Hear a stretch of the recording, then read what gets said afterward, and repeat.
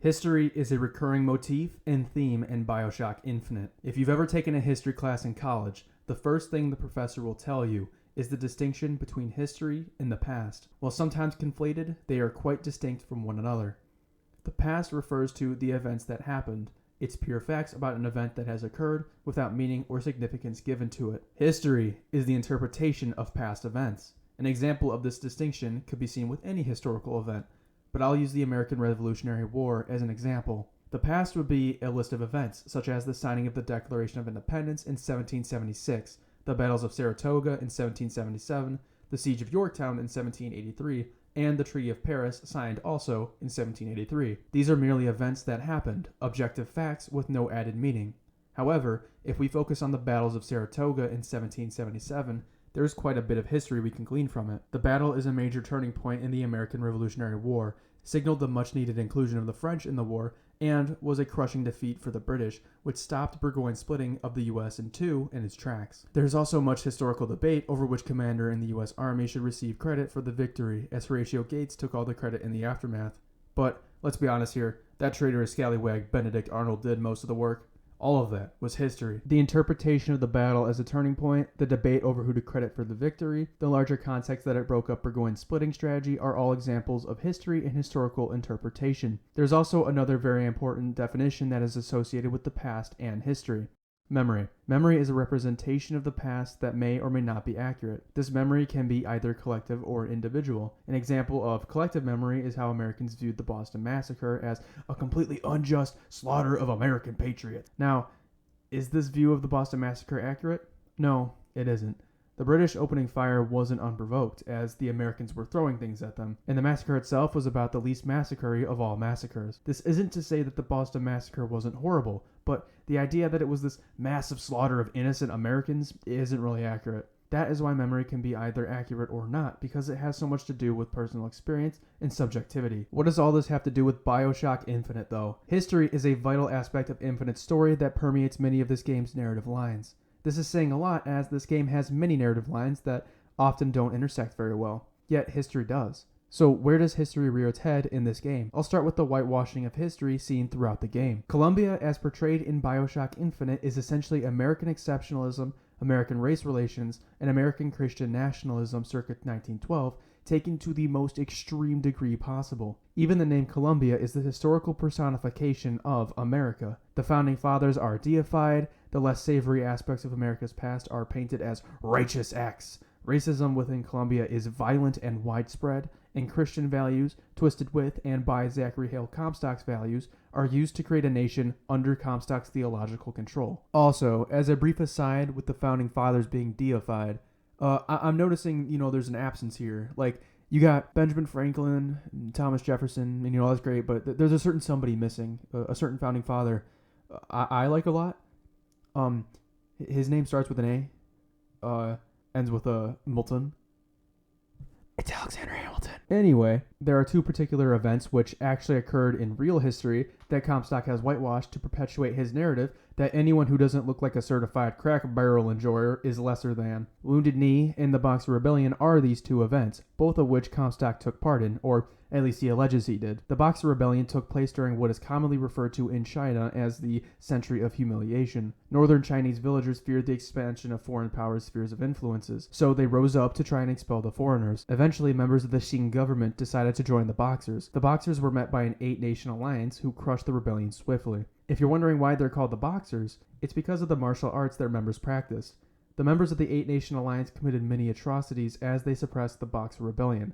This isn't to say that the Boxers also didn't do their fair share of atrocities too. The Boxers massacred many innocent Chinese Christians in their attempts to expel foreign influences, which was a major reason the 8-nation alliance intervened in the first place. The Boxer Rebellion was brought on by the exploitation of China by Western powers and their aggressive demands of the declining Qing Empire. The Boxers themselves have a very ill-defined historical legacy, being both called barbarous and backwards-minded and called patriots fighting to free China from the oppression of the West. However, Comstock doesn't deal with such nuance. Oh no. Comstock views the Boxers as less than human, which is reinforced through his racist imagery in the halls of Heroes Attraction. You don't want to be like this. This is disgusting. This is awful in every way. If I could kill it, I would. His and America's intervention there is depicted as righteous and morally upstanding, slaughtering an evil people, a scourge on humanity. Comstock's historical interpretation here is part of a greater narrative meant to indoctrinate the people of Colombia to his racist beliefs. It also reinforces his image as the God-loving prophet who can do no wrong. The other event Comstock whitewashes is the Wounded Knee Massacre, which occurred in 1890. This event was and is a very shameful moment in American history. Prior to the massacre, white settlers had been encroaching on Sioux lands. One of the groups in the Sioux Confederacy were called the Lakota people. The Lakota people were initially allotted a decent reservation in the Dakota territories, but over time, the U.S. stole their lands during the Indian Wars. The U.S. government forced the Lakota into little pockets of South Dakota. After these events, in the 1880s, a religious movement became popular in the Lakota Reservation. The Ghost Dance. The Ghost Dance was a traditional Native American round dance which was meant to reconnect people with the dead, bring the spirits on the side of the Native Americans, promote unity amongst the tribes, and the dance was hoped to stop American westward expansion. The movement was largely a reaction to the rapid loss of Native Americans' way of life, and brought hope to the tribes that they could retain their culture. The white settlers in the area saw the movement as a threat, and feared that the Native Americans would lead an armed revolution against them. The U.S. military was then sent in to deal with the perceived threat of the Lakota people. They initially tried to arrest the Lakota chief Sitting Bull, who was killed during the altercation. Many of Sitting Bull's followers fled the Standing Rock Reservation to Spotted Elk's camp. Spotted Elk was the half-brother of Sitting Bull and a former ally of his. Spotted Elk, fearing reprisal and arrest from the U.S. military, led a mass exodus of his camp. After receiving an invitation from the chief of the reservation, Red Cloud, Spotted Elk and his band of 350 people fled to the Pine Creek Reservation. The U.S. military eventually caught up with Spotted Elk, who surrendered peacefully. The military then told him and his band of 350 people to make camp next to the Wounded Knee Creek. The U.S. military then surrounded the camp. On December 9, 1890, soldiers went into the camp to disarm the Lakota people of their weapons. There is some debate on how the first bullet was fired, but the story generally goes that American soldiers attempted to disarm a deaf member of the Lakota tribe named Black Coyote. Black Coyote couldn't hear the soldiers and their orders to relinquish his weapons, which caused the soldiers to get frustrated. They then tried to wrestle his gun away from him, which caused a bullet to be discharged. What ensued was a mass slaughter of more than 250 of the Lakota people, many elderly, women, and children. It was a horrible and cruel massacre. Afterwards, 19 members of the U.S. Army received medals of honor, specifically for the Wounded Knee Massacre. Wait, what? Yep. Benjamin Harrison, who was president at the time, handed the medals out like candy. What the fuck, Benjamin? Wounded Knee's legacy is very clear, with it rightfully being seen as the worst mass shooting in American history, and a deep blemish on the U.S.'s already spotted history with Native Americans. However, Comstock sees it differently. Once again, the Native Americans are portrayed as pure evil demons, less than humans that have to be eradicated. Evil demons with fierce faces, dead set on attacking the innocent white settlers. It makes a horrible act into something commendable. It makes what should be a greater reflection on a complicated and dark moment in history into an easily palatable theme park ride. Something interesting to note about these attractions is how closely they resemble a Disney ride or experience, which is rather apt, as Disney has whitewashed history in the past too with films like Pocahontas, obviously not to the same degree as Columbia. This attraction, the theme park-like nature of Columbia, all of it is to control the narrative and the history that Comstock wants to tell. The kinetoscopes and the propaganda are part of it too, all reinforcing Comstock as this infallible being of pure good. History is a lesson. It teaches us about change, about why we got to where we are. It teaches us morals through past actions. It teaches us who our heroes and villains are. There is so much power in history. Nowhere is that more clear than Zachary Hale Comstock. Comstock has engineered history in Columbia to be his weapon, a tool to indoctrinate people under his beliefs, so that he can one day achieve his ends. Or, rather, Elizabeth can in his place. The lesson that history provides us is morphed into Comstock's lesson. There is no second opinion in Columbia. No second textbook or document, no debate, no reflection on morality in the shades of gray. There is only Comstock, and that is partially why he has so much control over the people of Columbia. Daisy Fitzroy reveals the power of a narrative too. Comstock created the narrative that Daisy Fitzroy killed Lady Comstock, his wife, right after the birth of the seed of the prophet, which is a really weird way of saying somebody is your daughter, but you do you, Comstock. This narrative is false because we learn later that it was actually Comstock himself who had Lady Comstock strangled, because she was going to tell the populace that Elizabeth was not actually Comstock's daughter. However, the narrative supplants the truth in Columbia, and is reinforced through museums like the Hall of Heroes. This narrative allowed Comstock to demonize the Vox Populi, the resistance movement to Comstock's rule, and galvanize the founders, Comstock's followers, against Daisy Fitzroy, who leads the Vox. However, it isn't just Comstock who uses narratives to further their means.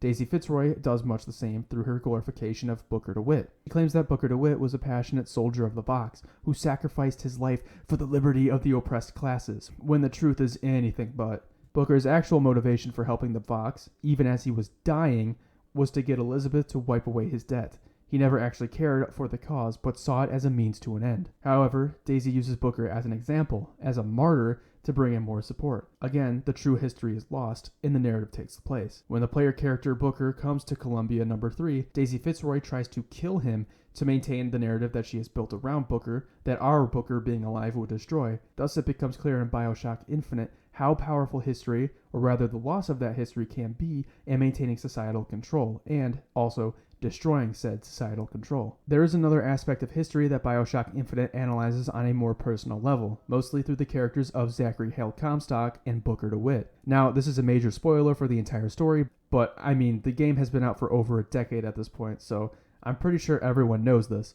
Booker DeWitt and Zachary Comstock are the same person, separated by a single moment in time. The baptism after Wounded Knee. Booker DeWitt and Comstock both took part in the Wounded Knee massacre, because Comstock is Booker and went by Booker at the time that he did the massacre. Booker DeWitt burned down several teepees and murdered several innocent Lakota people. After the massacre, Booker went to a baptism to find forgiveness for his sins. However, Booker refused the baptism because he felt that there was nothing that could ever redeem him of what he'd done. But Comstock did take the baptism and was reborn as Comstock. After he was reborn, he changed his history, his interpretation of the past, to redeem himself. Booker is not an extremely racist person. He is more so aggressively indifferent towards racism, just seeing it as the natural order of things. Comstock, though, is deeply racist because of Wounded Knee. In our own personal narrative, we often see ourselves as the heroes, or do things to at least keep the perception that we are good people. Comstock, in a way, had to be racist in order to completely redeem himself. He had to lower the Native Americans to the status of subhumans to absolve himself of his sins. To Comstock, he didn't commit an atrocity by burning those teepees because the Lakotans were savages and barely human. Comstock is using racism as a coping mechanism. And, come on, dude. Just turn to gambling and alcoholism like a normal person. Speaking of alcoholism and gambling, we have Booker DeWitt. Booker DeWitt, unable to forgive himself of what he'd done, tried to find an escape at the end of a bottle. Whereas Comstock's coping mechanism was externally destructive, Booker's is internally destructive, with the exception of Anna DeWitt, his daughter. Booker's interpretation of the past is that Wounded Knee was an irrevocable sin that he can never come back from. From the words of the man himself, "Do you think it's possible to redeem the kind of things that we've done?" Redeem? I don't see much use in that. he sees no use in redemption because to Booker, such a thing is impossible. Or, even if it were a possibility, he is not worthy of such redemption. Booker and Comstock are opposite ends of the same coin. They both have faulty views of their history and their own memories. They lie on either side of the extremes when it comes to the past. One all too eager to move on and act as though they are infallible. The other rooted in the ground, unable to move on.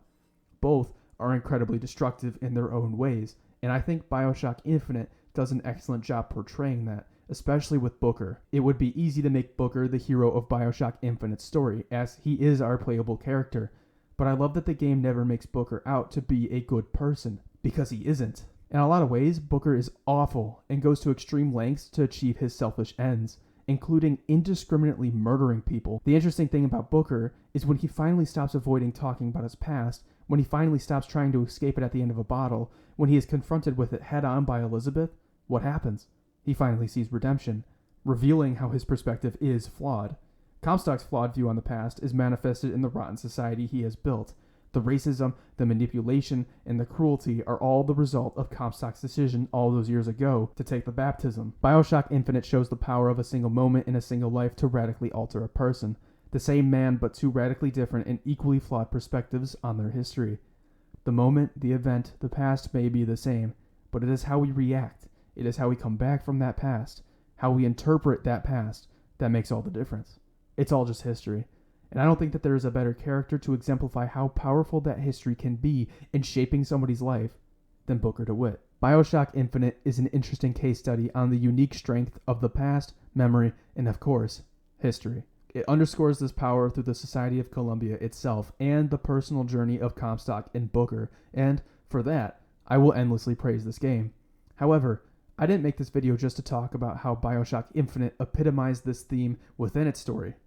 In its attempt to tackle the great behemoth that is history and historical interpretation, Bioshock Infinite has ironically become a lesson on the very thing it sought to teach. When Bioshock Infinite came out, the game was lauded as one of the best games to ever release.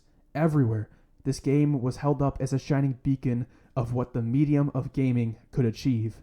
Then, as Bioshock Infinite faded into history, because, holy fuck, this game is already 11 years old, a bit of historical reevaluation has occurred. Unlike its two predecessors, which have stood the test of time, Infinite has seen a downturn in its status as one of the greatest games of all time. People began to notice the plot holes, the unkept promises, the more COD-like inferior gameplay, and more. Before I decided to make this video, I hadn't played Bioshock Infinite since 2017, but from what I remembered, I thought the game was fucking incredible. However, in 2017, I was a little dumbass, so when I saw that this video game had seen such a critical reevaluation, I thought maybe it was time to go back and judge this game with much more critical eyes. I wanted to see if this reevaluation was correct, and I wanted to evaluate where Bioshock should stand in the history books of gaming. Is it a masterpiece? Is it shit? Is it wasted potential? In order to answer these questions, I'm gonna have to give y'all the full picture of Bioshock Infinite and how I feel about it. Thus, we begin at a lighthouse in 1912, because there is always a lighthouse.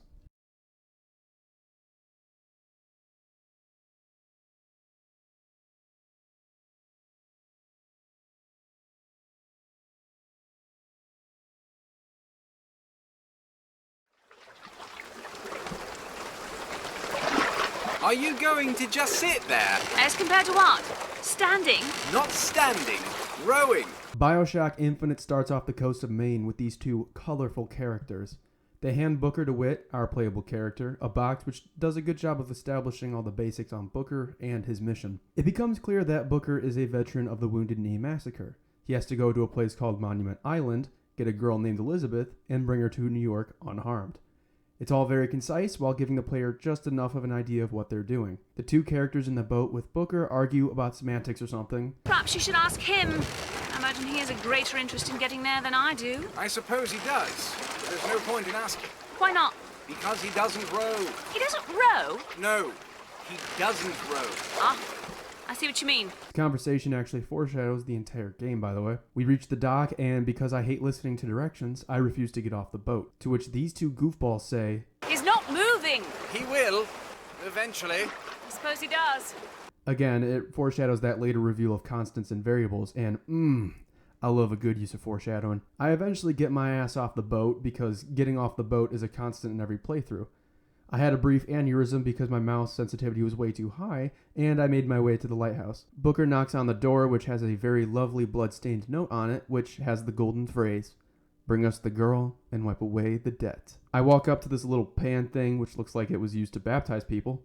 I make my way up to the top of the lighthouse while looting everything in sight. I noticed a note on a map that said, "Be prepared, he's on his way, you must stop him," signed by the initial C, which I'm retroactively assuming is Comstock, warning the people at the lighthouse about Booker's arrival. I passed a dude with a very encouraging message placed on his bloodstained body. Very nice. Finally, I reached the top of the lighthouse. After a puzzle a fetus could figure out, the sky begins to turn red and blaring horns at me. After a rather long opening sequence, the doors open and a chair appears.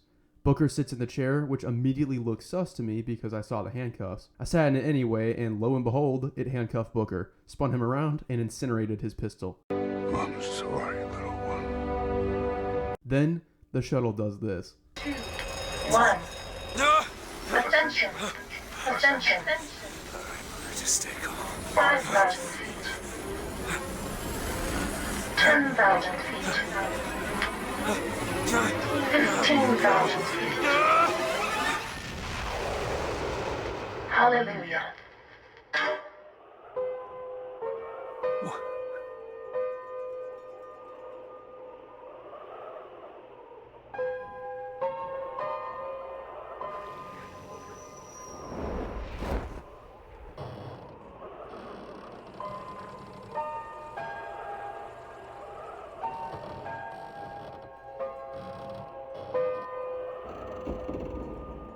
The first shot of Columbia will always be iconic. The contrast between the desolate, rainy, disgusting lighthouse and this beautiful city is just awesome. And the music and the design of the city, the graphics, everything is just, it's so good. There are a few moments in gaming which elicit such wonder and amazement as the ascension to Columbia, and have such power and weight behind it. Immediately, in just a few seconds, there is so much character given to this city, so much uniqueness given to this new environment. It is one of the strongest establishing scenes I have ever seen in gaming, and I think it will remain that way for a long time to come. It rivals even that of the first Bioshock game with Andrew Ryan, although maybe not as good. Immediately upon arriving to Columbia, I have to say that this game looks fucking beautiful, even all these years later. It has such a strong art style that I think this game will always look amazing, and I vastly prefer these stylized graphics to the ultra-realistic approach that other games have been going for recently. Everything in this game just looks orgasmic, bruh. Like, the first area has such a great use of lighting, and the monuments, water, marble-esque walls just make me want to live in the world of Columbia, on the surface, that is. Even the way the water reflects off the wall just has that sauce. The light chanting in the background has me wanting to get on my knees and praise the goddamn Lord. As I pass through this church baptism place, I see a few signs that say something about the seat of the prophet, and I'm sure that's not important. I reach a huge chamber with candles and water and proceed towards a crowd of people. Some dude is yapping away in the background as I play with the candles. Eventually, I reach the crowd and listen to this bro yap for a bit. The prophet had just accepted the 3 golden gifts of the pounders and not prayed for our deliverance. It would have been enough. If the prophet had only... Then I enter the circle, and it turns out that I have to be baptized in order to enter the city. The priest offered his hand to me to take the baptism, but I tried to refuse it. At first, I attempted to juke the priest and go through the tunnel. That failed. Then I attempted to escape from the way I came, but I was met by a bunch of people blankly staring into my soul. Eventually, I accepted my fate. You son of a bitch. And took the baptism, because there's always a baptism. The priest shoves Booker into the water, and we wake up in what I presume to be Booker's office. There is a voice which bangs on the door and says the golden phrase once again. Bring us the girl and wipe away the debt! I open the door and am met with New York being blown up by a bunch of airships. Booker then wakes up before the 3 founders, Father Finkton, Washington, and Jefferson. Bruh, Columbia be so whimsical, on the surface, that they have hummingbirds up here, which, like, how? I also thought it was weird that hummingbirds are one of the very few real animals in Columbia, and that they are so heavily featured in the beginning of the game. I mean, they literally fly around and listen to the gayest quartet for fun. Also, good on Columbia for being so open-minded in 1912 to openly allow homosexuality. Slay, my bitches. Anyway, I wondered why hummingbirds were so heavily featured at the start of the game, especially as birds do have a lot of symbolic meaning in this game. Hummingbirds can symbolize a lot of things, from death in the Bible to joy and happiness in Native American cultures. They can also symbolize healing. I read a blog post from Rhiannon Elaine Design, sorry if I butchered that, who said that the hummingbird's ability to fly backwards could represent looking to the past, whilst not dwelling on it. I kind of like that interpretation, given that it is a reflection of Booker trying everything to avoid dealing with his past, and at the same time endlessly dwelling on it. The healing aspect of the symbolism could come through Booker's journey, finally healing his fractured psyche and worldview on the past. Booker at the end of the game decides not to dwell on the past, not to turn to the bottle, but to finally do something to put things right, to make amends. Or the birds could literally mean nothing, and I'm overanalyzing this whole thing. Yeah, that's probably it. There are also crows too, which probably represent the darker side of Columbia. As I walk from the starting area, I notice this dude with an absolutely diabolical hairline. Look at the top of his head! He was praying to Washington to get his hairline back, and I just stared at his goofy cut. Brother needs to go to Turkey to fix that thing stat. Ain't no shame in it, brother. Some of us are just not endowed with that crispy hairline. Then I realized I recognized this fool. So I walked back to the other guy, and lo and behold, he too had the same diabolical hairline. He had the same face too. Now, I have no issue with reusing character models. I know how difficult and grueling game development is. But, as a suggestion, maybe place the reused models out a bit. Then, I reached the exit of the Church/Columbia entrance place.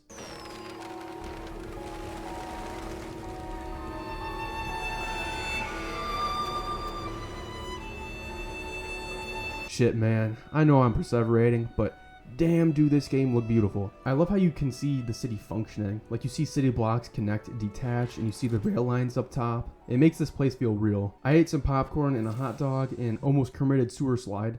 As an aside on the food consumption and regaining health in this game, I have to say it's one of the most off-putting parts of the game seeing Booker, a relatively intelligent man with a time-sensitive mission, sift through garbage and eat food from it. He also eats food left in the pockets of people he kills, and it's an incredibly odd way of getting his health back that does not align with Booker as a character. Every time I ate a banana from a trash can, I was wondering why this fully grown adult man was doing this to himself. His breath must be atrocious too. Anyway, this section of the game gives the player the option to rush through it as fast as possible, or take their time smelling the roses. This walking section can be upwards of an hour if you want, and hands down, this is my favorite section of the entire game. The setting is so strong and vibrant, and there's just so much the player can gather from this section of the game. The city is just absolutely down bad for this dude Comstock. The tower is meant to protect the girl that Booker needs to kidnap. The people are deathly afraid of this false shepherd character. These people don't like a group called the Vox Populi, and more. The little bits of dialogue these people have make Columbia feel like a real place too. Would you care for a boutonniere? We're raising money for the Girls' Patriotic League. Maybe next time. You'd look dashing with one in your lapel. Come back if you change your mind.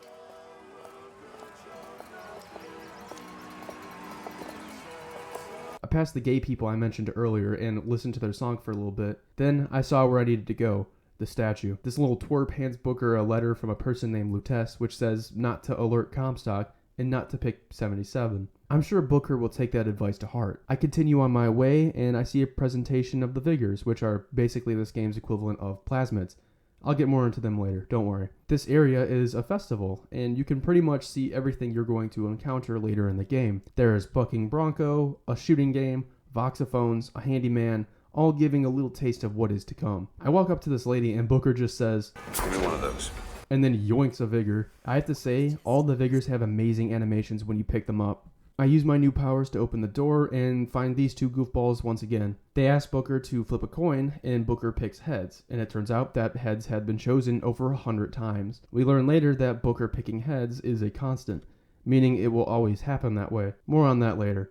I walk past these two random weirdos and find a statue that just starts tweaking out. The statue shifts from a woman to a man briefly, and the base of the statue reads Rosalind Lutess, which foreshadows the fact that the Lutesses, the weirdos who have Booker flip the coin, are actually the same person from different dimensions. Past the statue, there is a sign that states whoever has AD branded on their hand is the false shepherd. As it turns out, Booker has this branded on his hand. You know, in this situation, I might try to find a glove or keep my hand in my pocket, especially because the entire city is on edge for someone marked by this symbol, but Booker doesn't do a damn thing. Bro is just too cool to take precautions. After this, Booker passes through a raffle with some dude in a top hat on stage. I tried to just pass through the crowd, but was unable to. It was at this moment I noticed something strange about the populace of Columbia. A certain prevailing characteristic all these people seem to have. Now, don't worry. I will refrain from using the hard R when I say this word, but they all crackers. Cracker here, cracker there, crackers everywhere. It's like one fish, blue fish, two fish, if all the fish were whiter than the state of Vermont. I just thought that was kind of interesting at this point in the game. Maybe Columbia is just a very homogenous community. I turned back to the raffle and took a ball from this lady. The ball has the number 77 written on it. Booker, my guy, you were just told not to pick 77, and were shown that having your AD mark out was not good. So what the fuck are you doing? Regardless of Booker being an idiot, let's see how this raffle goes. A bowl! Is that not the prettiest young white girl in all of Columbia? I don't know why you felt it was necessary to bring her race into account, Mr. Top Hat Man, sir, but, okay. All right then. The winner is number 77! Oh, what do you know? Number 77, come and claim your prize! First round!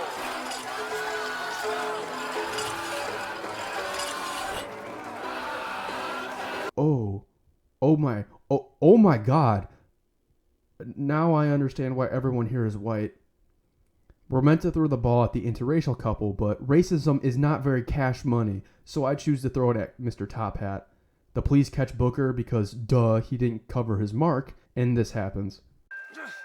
Now, where'd you get that brand, boy? Don't you know that makes you the backstabbing snake in the grass false shepherd? And we ain't letting no false shepherd into our flock. Show them what we got planned, boys!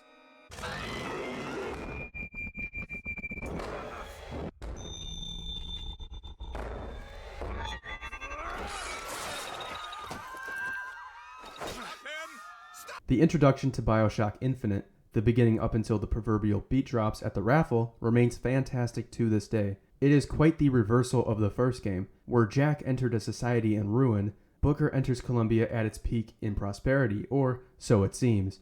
Where Jack was the byproduct of Andrew Ryan's failed society, Booker is the active cause of Columbia's downfall. Where in Rapture it was obvious how insidious and flawed Ryan's quote-unquote utopia was, Columbia seems a paradise. Sure, the people are a little fanatical, but still, Columbia remains magnificent. I love how the wool is violently ripped from the player's eyes at the raffle, and they get to see firsthand how fucked up Columbia's quote-unquote paradise is. The world of Columbia is given so much personality and character from this opening, and it does a great job of laying the groundwork of what the player will see throughout the game. Immediately, the player is hooked by the setting, which is important, as Columbia is pretty much the entire set piece for the rest of the game. Unlike the later parts of the game, I think the beginning of Infinite is pretty much flawless, which is saying a lot, as it is literally just a walking simulator. The entire idea is that it's just the player walking around, experiencing the game world the devs constructed, and it is a testament to how profound that world is that I never lost interest during this section. On the contrary, I spent an hour just listening to the dialogue and smelling the roses. If there is any part of this game that has aged the best, it is this section. It's pretty much perfect. Following Booker's annihilation of that one cop, the combat begins. For the most part, I do enjoy the combat of this game. It's much more bombastic than the first, and while I really dislike the 2-weapon limit, I thought it was fun for the most part. Towards the end of the game, it really feels nice to switch from gun to skyhook to Vigors. You can pull off some really nice kill chains if you use the combinations properly. I will say, I didn't use the Vigors very much at the start of the game. I was mostly alternating between the gun and the skyhook, and I kind of regret that because the Vigors add so much flavor to the combat. The combat is easily at its best when it incorporates a wide area that allows the use of the skyhook. It's amazing to swing from platform to platform, just annihilating dudes left and right. One of the biggest complaints I have about the combat is that it hardly uses verticality as a factor. The skyhook is a great idea, but I never felt as though it was truly liberating, or that I was able to climb up these massively tall floating structures. The hooks are mostly used in a set fighting arena that limits their use, and while some of these arenas do use the hook very well, I think it could have been utilized even more. Also, it has to be said that the level design of Bioshock Infinite is aggressively linear. There is hardly any choice on where to go or diverging paths, and it is a major step down from Bioshock 1. Overall though, I like the set pieces these combat encounters take place in a lot, especially because the beginning of the game did such a great job of establishing Columbia as a unique setting. They also vary a lot as Booker, and later Elizabeth, traverse Columbia. Another minor thing I have to say about this game's combat is just an admiration for some of these guns. Whoever went with the gold-plated guns with the engravings for Columbia's police, they need a raise. Shit looks beautiful. The pistol looks by my eye to be a Mauser C96, or at least a variation of it, but that gold finish just makes the pistol pop. All the other weapons have cool designs too, and some pretty awesome sound design to boot. The shotgun has those stars next to the barrel, the machine gun is also golden, and the volley gun looks pretty cool too. All the weapons have a unique feeling to them, and it keeps the combat fresh as you cycle through the weapons. Though, the upgrades for these guns leave a lot to be desired. The upgrades for the guns come from the vending machine, Minuteman's Armory. In Bioshock Infinite, when the player upgrades their guns, it just magically gets better. In Bioshock 1, there were visual differences on the weapons which actually gave an in-universe reason why the guns were better. But in Bioshock Infinite, it's just magic.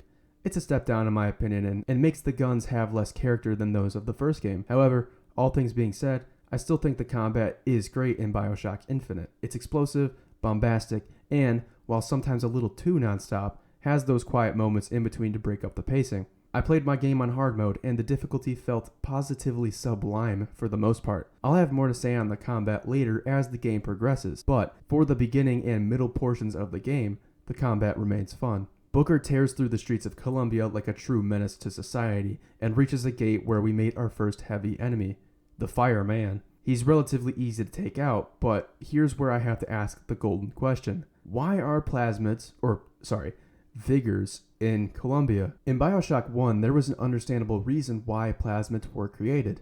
They did things like light a cigarette and provide electricity, and some were used for construction and other jobs. The plasmids were an integral way of exploring the faults of Andrew Ryan's, or rather, Ayn Rand's, objectivist philosophy. They were a major reason for the downfall of Rapture, and explored how a society built on the principle of self-interest above all else will eventually cannibalize itself to death.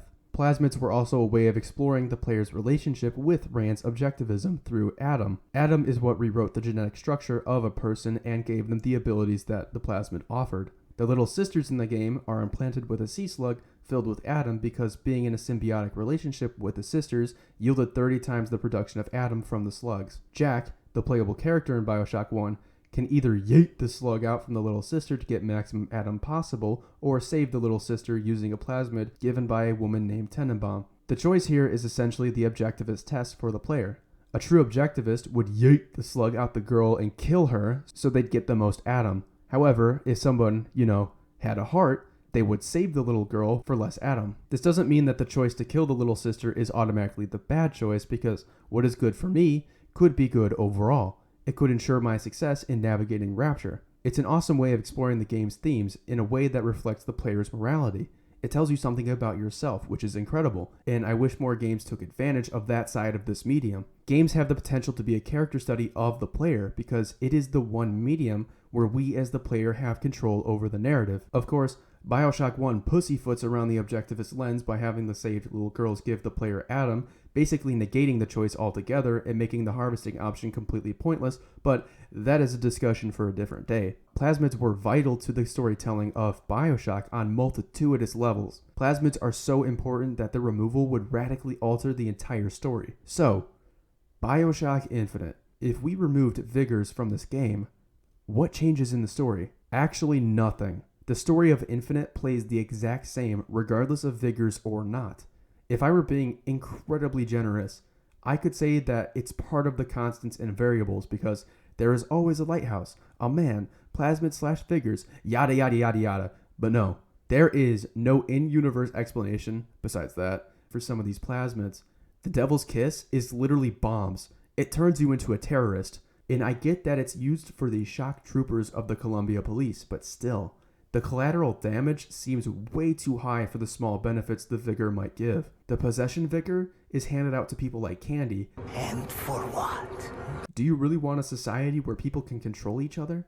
What purpose could that possibly achieve other than causing mass chaos of people brainwashing each other? Likewise for Bucking Bronco.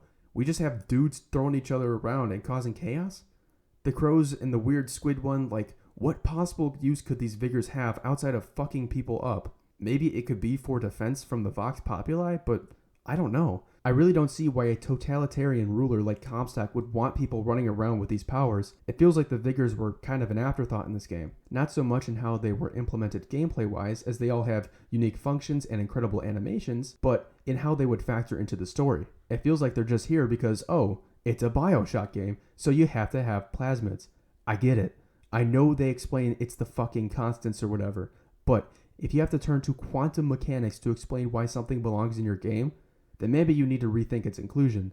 I'm not saying plasmids shouldn't have been in Infinite, but I wish they had at least some plot relevance. Even if it had a better explanation than quantum fuckery, I would accept it. As is, the inclusion of Vigors in this game is disappointing. A visual and gameplay spectacle that lacks the storytelling punch the mechanic had in the first game. Back to the story though, the fireman 9/11s himself into oblivion, and I take his Vigor. I proceed to the next area and take on 4 dudes like it's nothing. Ooh, okay. Now that's pretty fucking cool the way the skin just melted away. This game absolutely does not hold back on the gore, and I am all for it. I briefly get distracted by a pig and enter a restaurant. Here the player is introduced to the main upgrades of the game in the form of gear and these infusions which shift between realities. The gear is fine, I guess. I ran the electric punch and melee knockback one for most of the game. Later I got a piece of gear that made me immortal after jumping on and off a skyhook, which made the last battles pretty trivial and easy. Some of the effects are cool, but it's just magic again. The infusions are pretty cool though. They are made by the Lutesses to aid Booker, and you get to choose between shield, health, and vigor. I poured all my first infusions into the shield because it seemed like the most useful to me. These are primarily what you'll be searching for in the game, and it's a pretty good incentive. The new version of the game gives the player way too much at the start of the game. I take the shield from this hoe, Rosalind, and I am on my merry way. There is more fighting on the rooftops where I put my electric fist to good use. Booker goes through some homes as he rampages and reaches this lovely building. The Latin script above reads, "We dare defend our rights," and knowing Columbia, that is not a good sign. Immediately upon entering the door, the player is met by a statue of Comstock fending off 2 Chinese serpents, represented by racist caricatures. Another not good sign here. Entering the very welcoming building, we see John Wilkes Booth. That's not good. Then the player can see this painting of Wilkes and Lincoln, with Wilkes as an angel and Lincoln as the devil. I find this dude chillin', but he turns on me, so I put him down. For some reason, it looked like someone jizzed on the back of the Wilkes statue. I guess someone got a little too excited at seeing Wilkes. I interrupt a little club meeting here and dispose of all the Klan members. On the floor, it has the words, "Protecting Our Race," and an image above of Washington holding up the Liberty Bell and the 10 Commandments in front of a bunch of racist caricatures looking on enviously. I found more jizz in the elevator, and, if there was any doubt that these guys are, in fact, racist, there is a cutscene where one of the zealots has his crows eat an Asian man alive. I'm assuming this man is Chinese, as the Chinese are very much hated in Colombia. It's pretty brutal. I avenge the innocent man in a boss battle that is laughable with the electric punch. I steal the zealot's vigor and move on. I think it's funny how on the loudspeakers they say that Booker is a midget. Is either a marauder dwarf or a French. I didn't get to Monument Island from that station. 9 inches. Very in character for Columbia. I accidentally commit sewer slide, but magically, I am teleported to the balcony again. Okay, so yeah, basically falling in this game does not matter. I mean, you could straight up be like, and it'll just revive you. I mean, I guess that's one way to handle falling off. Booker doesn't even seem to care that he just teleported back to existence. More fighting in the rail station, and then Booker gets cock-blocked by this motorized conductor. Booker then has to take the rail line. I reached this platform where I had Booker down like 7 beers in 2.5 seconds. Booker got drunk from this, which I didn't even know could happen in this game. Up the rail again, more carnage, use the rail again, and then we hear the voice of the man himself. Comstock. I killed his praying men because it seemed a little sus to me. It looked like an ambush. Then I got on the elevator. I know why you've come. False shepherd. I see every sin that blackens your soul. Wounded Knee, the Pinkertons, the drink, the gambler, and of course, Anna. And now, to repay a debt, you've come from my land. But not all debts can be repaid, Booker. You don't know me, pal. Prophecy is my business, Mr. DeWitt. As blood is yours. You know why these men will die for me? Because I have seen their future in the glory. And hence they are content. What brought you to Columbia, Booker? Bring us the girl and wipe away the debt? This will end in blood, DeWitt. Then again, it always does with you, doesn't it? It always ends in blood. I love this little moment where Booker's nose bleeds because right now, we don't know what the hell that's about. Thus, the player is like, oh, that's weird, and then moves on. It's not until much later in the game that the player learns what the nosebleed means, and by then, they've probably forgotten about it. It leads to a great moment in a second playthrough where the player realizes that this moment was foreshadowing the fact that this isn't Booker's native reality. Booker boards Comstock's blimp, kills everyone inside, and goes to the front deck. I see this woman, and because I've played this game before, I try to execute her immediately. Unfortunately, I could not. So I walk up to the panel and set a course to Monument Island. The Lord forgives everything. But I'm just a prophet. So I don't have to. Amen. Amen. The bitch in the back burns her ass and the ship, which causes the whole damn thing to explode, and Booker jumps out that thing immediately. Comstock's introduction is decent. I like the intrigue that is built around his character, with him seemingly knowing everything about Booker, despite Booker not knowing who Comstock is. The signs and propaganda all around Columbia add to Comstock's mystique, as he seems to know way more than he should. It adds to his unique angle as a prophet who knows the future like the back of his hand. And I do enjoy how that prophetic side of him is torn down as Booker learns more about Comstock. I like what they do with his voice, where it becomes distorted and almost like a second, more demonic version of him is speaking. It makes him feel more intimidating. Also, that quote, "God forgives all, but I'm just his prophet, so I don't have to," is pretty tough. Overall, this is a pretty good introduction to our main antagonist. After doing a veritable Nagasaki on the blimp, Booker slides to Monument Island. The area is surprisingly devoid of life or any sort of defenses. We later learn that this was due to Elizabeth becoming more powerful, and thus more strange events began occurring, so much so that Comstock had the place deemed too unsafe to enter for the workers. Passing through the decrepit halls, the player can find a voxophone from a janitor and a massive apparatus that is labeled siphon. This is a neat bit of setup for the end of the game, as the siphon becomes more important later on. There are these levers here which cause some sort of tear in these objects. Booker reacts to the scientific marvel in the exact same way I react to waking up with a boner. We see a chart that has tracked Elizabeth's growth over time, and it becomes apparent just how much of a lab rat they view her as. There are some creepy as fuck pictures of her, and a video of her trying to lockpick, which again sets up Elizabeth's ability to bypass locked doors in the game. Comstock has a recording where he affirms that he is a crusty old cancer-ridden hag, and that he sees Elizabeth as the successor, in the goal of raining fire on the Sodom below. Take an elevator up and we reach the observation deck, and Elizabeth's living quarters. Finally, Booker finds Elizabeth, and stares at her through this sus-ass one-way glass.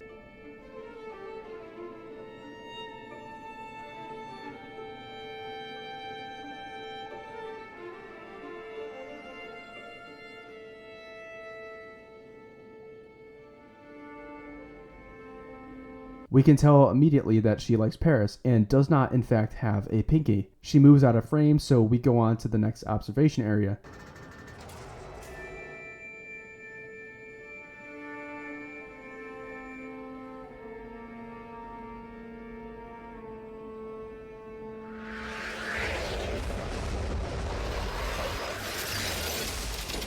Whoa!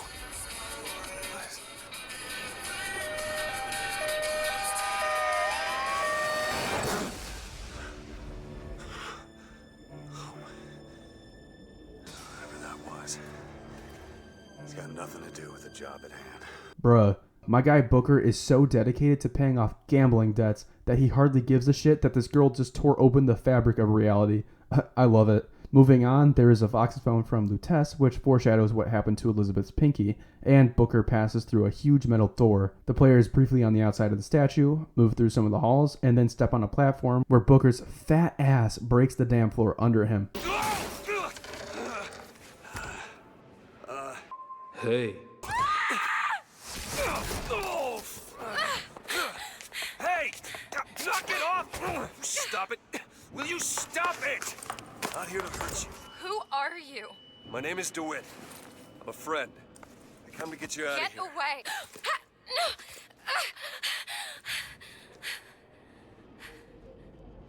Are you real? I'm real enough. He's coming. You've got to go. Why? You don't want to be here when he gets here. Just a minute, I'm getting dressed. Get you out of here. There's no way out. Trust me, I've looked. Stop it, you're too impatient. That's enough. What about this? What about it? This is the way out, isn't it? What are you... Give it to me. It's a way out. Yo, what the fuck is Elizabeth just closing the door on my ass like that? Bitch! Also, I just realized this, but the key that unlocks Elizabeth's door has the bird and the cage symbols on it. I don't know why, but I never noticed the cage until now. Booker opens the door that Elizabeth rudely slams shut on him, and we have to escape her warden, or what appears to be Elizabeth's warden. Booker is just casually walking through the section, and then the entire building starts coming down. The warden starts tearing down the walls to get at us. Elizabeth and Booker reach the elevator, and we finally see the warden who's meant to keep Elizabeth locked up. It's a huge mechanical bird with massive glowing eyes. Brother here is pissed, and I tried my best to do some damage to the bird to no avail. The elevator saves Booker and Elizabeth. Thank you, Elisha Otis. You and your beautiful beard saved Booker and Elizabeth from Big Bird. Booker and Elizabeth reach the outside of the statue where they continue to the top until Big Bird tears the entire statue asunder.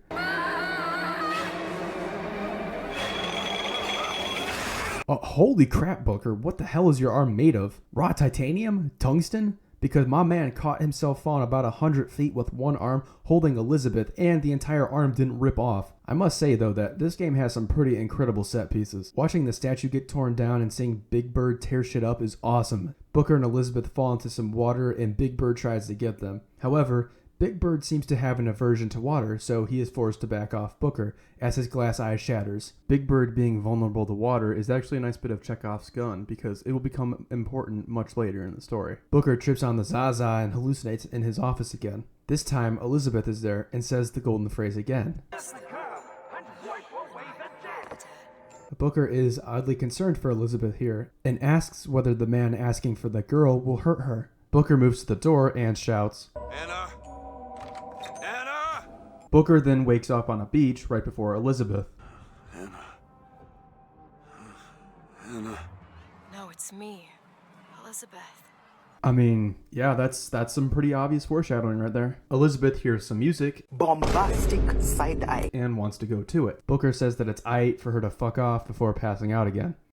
Booker wakes up and is given an objective that will become familiar over the course of this game.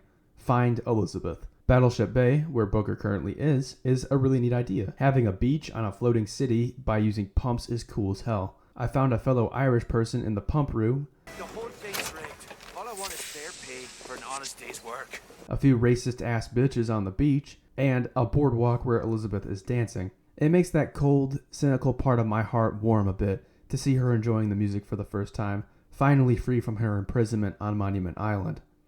Hey, Miss Elizabeth. Hello. Oh, this is wonderful. Oh, come dance with me, Mr. Twin. I don't dance. Come on, let's go. Why? What could be better than this? How about Paris? Paris? I don't understand. How could we get there? That's where that airship's going, but if you want to stay and dance, we can... No, let's go. Come on, let's go. Come on, let's go right now. See now, I don't get Elizabeth. Booker is able to get her to come with him by telling Elizabeth he'll bring her to Paris. I don't think a sane human being has ever said the phrase, "I want to go to France." Because, come on, it's France. Land of the frogs and the cheese-eating surrender monkeys. Or, if you speak baguette, sans manger de fromage. Thus, Elizabeth's motivation makes no sense for me. Okay, on a more real note, I think this is a good time to talk about Elizabeth. Elizabeth is easily the best character in this entire game. At the start of the game, she definitely comes off as a Disney princess-esque character. The girl in a tower saved by the big honkin' man, the wide-eyed innocence and wonder for the world around her. And I mean literally wide-eyed. She's got the biggest damn eyes of any character model in this game. The music and dancing all kind of give that Disney princess vibe. I think this was a great choice for her character because, first, it makes sense for somebody who's had no life experience like Elizabeth, and it serves as a nice compliment to Booker's personality. Booker is a very no-nonsense, brutish, and hardened person due to his time as a Pinkerton and his actions at Wounded Knee. Booker is basically a vacuum of purity and innocence, and over time, through the events of the game, Elizabeth becomes more like Booker. She loses that rosy perception of Columbia and the world. She starts to become desensitized to the death around her, even though it still does weigh on her conscience. And she becomes more assertive and an active character. There is a massive difference between the Elizabeth at the start of the game, enjoying dancing on the dock, to the Elizabeth at the end of the game, who is a veritable omniscient time god who sacrifices her father for the greater good. It's an amazing arc that has a lot of compelling moments in between that I will get to. The relationship she forms with Booker feels organic and is built up well over time. As for the more technical matters of her character, she is essentially an escort mission stretched out for an entire game. The developers solved the general annoyance of escort missions in gaming by making Elizabeth immune to all damage. She essentially doesn't exist in combat, as the enemies will only attack Booker. The developers also made it so Elizabeth was helpful in combat. She throws Booker salts, guns, health, and can teleport objects in to aid Booker in his struggle against the fascists. She's also the only woman I have ever met who actually gives you money instead of taking it from you. It's clear the developers didn't want her to be a nuisance or a chore to corral around, and I think they largely succeeded in avoiding that. I enjoy all the little animations she has, and Elizabeth will actually interact with the environment on occasions. It makes her feel, get this, like she's actually there, inhabiting the world. These little animations also give her a lot of personality too. She makes a lot of comments about the environment she's in, which adds to that sense. Anyway, going back to the story once again, Elizabeth and Booker encountered Lutesses. They hand Elizabeth 2 pendants, one of them has a bird on it and the other a cage. My immediate instinct was to pick the bird, but then I remembered we were literally just trying to escape Big Bird. However, the cage also represents Big Bird in a way too. And it also represents the cage that Elizabeth was trapped in for so long. Either it was a symbol of her abusive boyfriend, Big Bird, or of her imprisonment. I chose the cage because at least it wasn't symbolic of the thing actively chasing us right now. Like the baseball at the start, this is one of the few choices in this game. Does it have any effect on anything? No. Booker and Elizabeth continue onwards and are met by a checkpoint full of cops. Elizabeth cracks open a lock into the back rooms, and we meet up with a familiar face, the interracial couple who is going to be lynched at the start of the game. They give Booker a laughably bad piece of gear as thanks for saving their lives. The next area is an arcade of sorts, with Columbia's mascots, Dimwit and Duke, everywhere. They're like Dora and Swiper if both were extraordinarily white and extraordinarily racist. Of course, the smart one, Duke, looks like the perfect Aryan child too. Elizabeth manhandles one of the machines and says that it was delayed 3 times. We pass some bathrooms that say white only, and Elizabeth asks why that is the case. To which Booker says that it's just the way it is. Booker is not exactly what you would call a civil rights activist. I like this moment where Elizabeth refuses to go into the men's bathroom because, duh, and if Booker stays in there too long, she shouts if everything is okay in there. Right in there? Everything's fine. It's kind of cute. There's a motorized Patriot, which Booker will fight later in the game, and Booker and Elizabeth reach the exit of the arcade. Annabelle? Excuse me? Annabelle, it's me, Esther. Oh, no, I'm not Annabelle. Are you sure? My name is Elizabeth. Do I know you? Elizabeth? Isn't that a lovely name? That was odd. I mean, yeah, that's some pretty blatant foreshadowing right there. Booker reaches this dude on the phone where he, like a complete dumbass, puts his hand out with the AD brand right in front of him. I immediately knew that this dude was going to figure Booker out. So when the option came up, I immediately pulled my gun on him. Booker kills a group of people like it's nothing, and Elizabeth is understandably horrified. Elizabeth slips through the gate and runs away from Booker. More dudes come.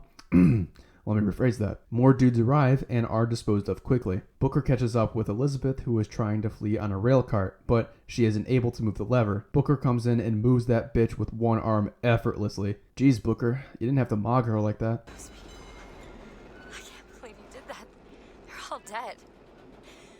You killed those people. Elizabeth, You're a monster.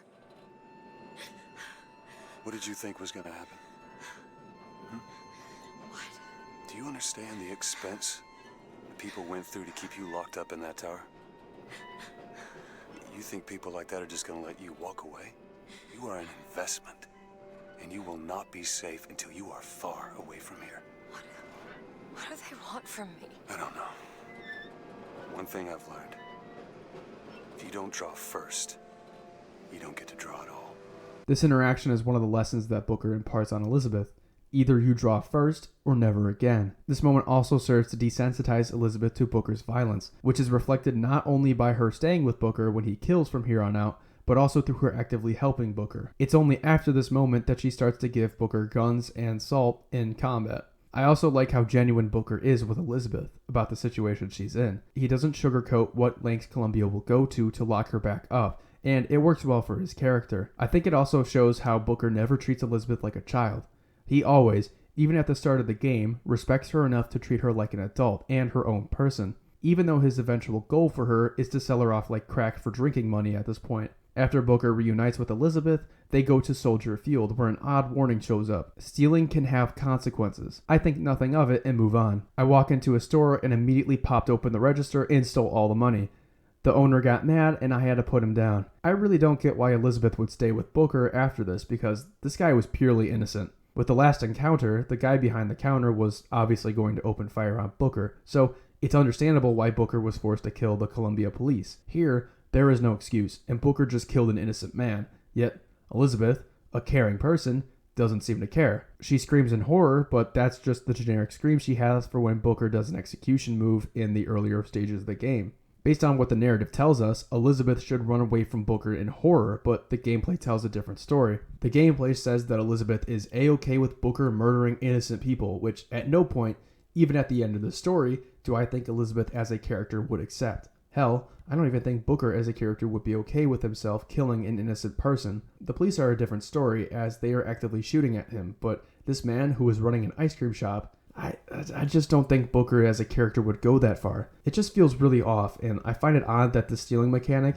was included in the first place. The game hardly uses the mechanic at all, and it breaks the story by making Booker, and by extension Elizabeth, into monsters willing to execute innocent people for a few extra dollars. Violence in Bioshock Infinite is not an issue. The violence of the gameplay reinforces the narrative of Columbia and Booker both being inherently violent in their own right.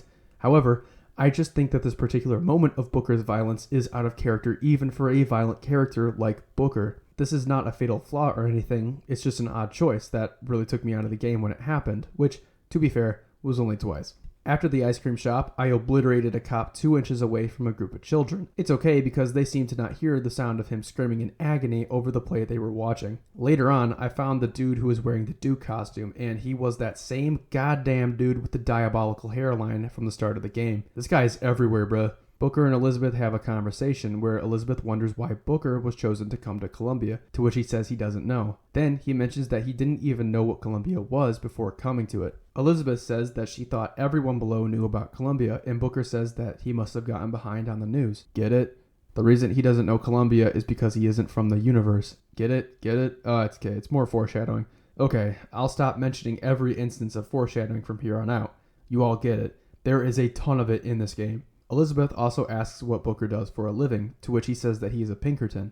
She looks so happy as Booker is describing working for an organization dedicated to violently putting down people who just want better lives. If you want to know what these Pinkertons did, I suggest looking up the Homestead Strike, which was a devastating loss for workers' rights in America. I stole some more and killed another innocent shopkeeper, and Elizabeth thought that right after represented the best time to strike up a conversation. So, Mr. DeWitt, is there a woman in your life? There was.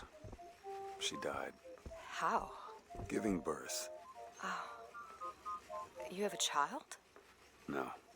I'm curious as to what Booker thinks happened to Anna at this moment, because he still doesn't even remember the whole wipe away the debt for Anna bit. I'm guessing he probably thinks that his daughter died, but I don't really know for sure.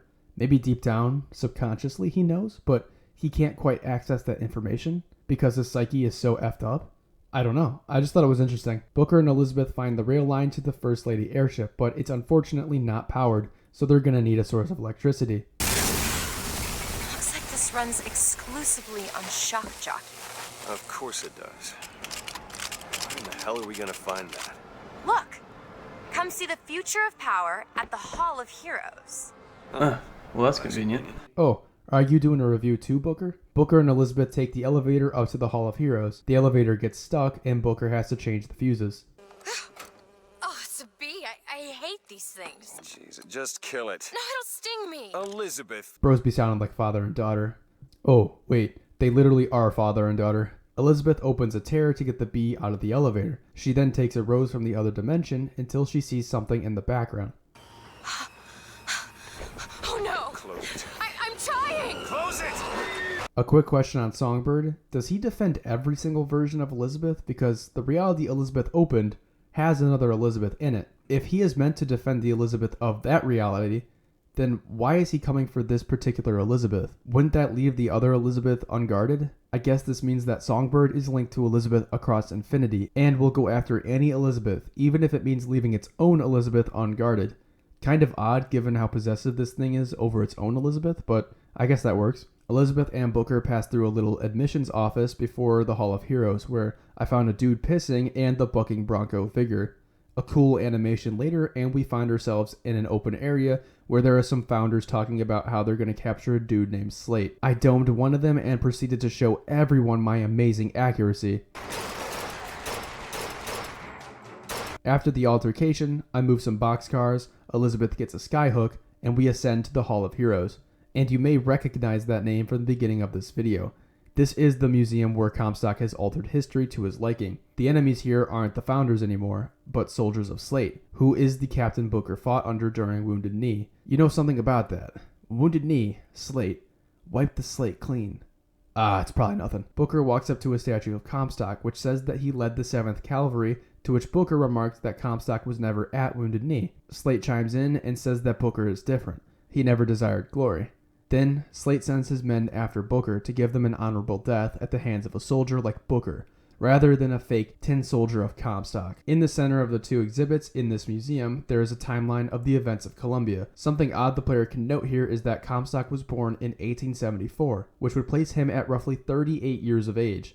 Yeah, this guy right here, this is a 38-year-old. It's clear that something is seriously off about Comstock, that he looks like that and is talking about dying of tumors at such a young age. Also, Comstock took part in the Wounded Knee massacre at the age of 16, which means that this statue is meant to be of a 16-year-old. That 16-year-old has the most luscious beard I have ever seen. Another thing to point out is the fact that during loading screens, you can actually see an identification card for Booker. On it, it lists his birthday, and you can just barely see that it actually lists it as 1874. One last thing, it must be a bitch to continuously keep writing the present date at the end of the timeline. Booker goes to the exhibits I showed at the beginning of the video, kills everyone, proceeds to the First Lady Memorial. We learn that Lady Comstock was pregnant for only a week, had Elizabeth, was then killed by Daisy Fitzroy. Elizabeth was then brought to Monument Island for protection, and that Comstock wanted Elizabeth to drown in flames the Mountain of Man, which Booker already knew that last part, but Elizabeth is just hearing about.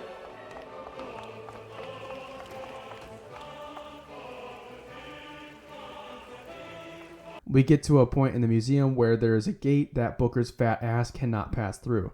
Elizabeth opens a tear to a freight hook that just so happens to be in the exact right spot. Well, that's convenient. Oh, you still doing the review too, Booker? Damn, maybe I should have had him do this shit instead. After this, Booker can call on Elizabeth to open tears in combat. I kind of wish the tears were used in a more interesting way than this. It really only serves to spawn in random objects like health packs or ammo. Part of me wishes that they went absolutely bonkers with this idea and had Booker and Elizabeth traversing realities mid-fight. If you're already going to introduce the multiverse into your story, then why not go crazy with it? Or at the very least, have Elizabeth be able to spawn in more interesting things than cover or hooks. It's a fine mechanic, but it hardly feels as interesting as I think opening the fabric of reality should be. Booker deals with Slate's men in the courtyard, then goes into a gift shop where he has to face the first mechanized Patriot of the game. The Patriots are pretty easy to take out if you have the electric punch like I do in this clip. After that, Booker goes back to the courtyard, where Slate has a meltdown over Comstock erasing him from history. Comstock essentially took credit for everything Slate had done in Wounded Knee and in the Boxer Rebellion, thus why Slate is so angry at him. Comstock wiped the slate clean when it came to Slate's history. Slate refuses to die by Comstock's hands because to do so would be to die by the hands of puppets, i.e. Comstock's soldiers. He also refuses to fight for Comstock because Comstock wants to turn Slate and his men into quote-unquote tin. When Slate says that Comstock wants to turn him into a tin man, he means that Comstock wants to turn him into a mindless mechanical soldier with no identity or heroism, a mere pawn in Comstock's game. Comstock's men begin flying over the Hall of Heroes as Booker disposes of the last of Slate's men. Booker and Elizabeth chase him back to the center of the hall, with the statue of Comstock chasing the Vox. Slate looks defeated at first, but then orders Booker with vigor to finish the job and kill him. They haven't changed you, Booker. Not one bit.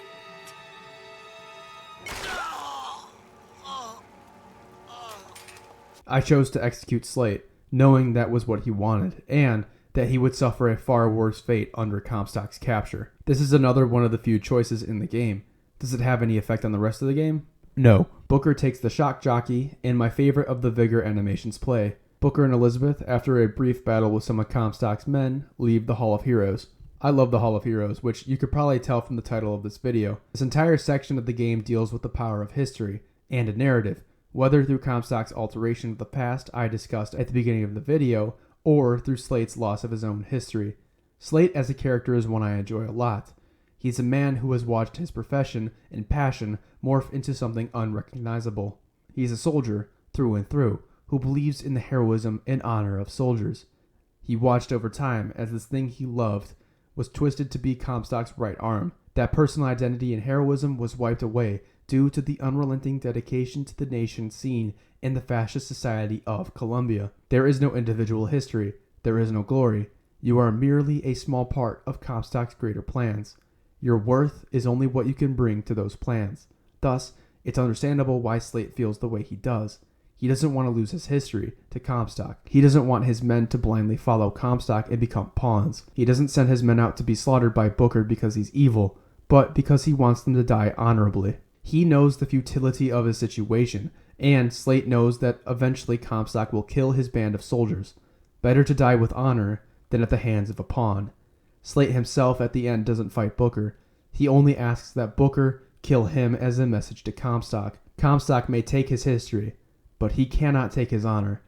Comstock will never have that power over Slate. I think that's such an interesting way to take a character, to show what happens when identity, when agency, when history is lost to a force that seeks nothing more than its own desires. For being filler, this portion of the game managed to remain engrossing and have a lot of plot relevance, with Elizabeth learning her origins and her destiny as Comstock's lamb.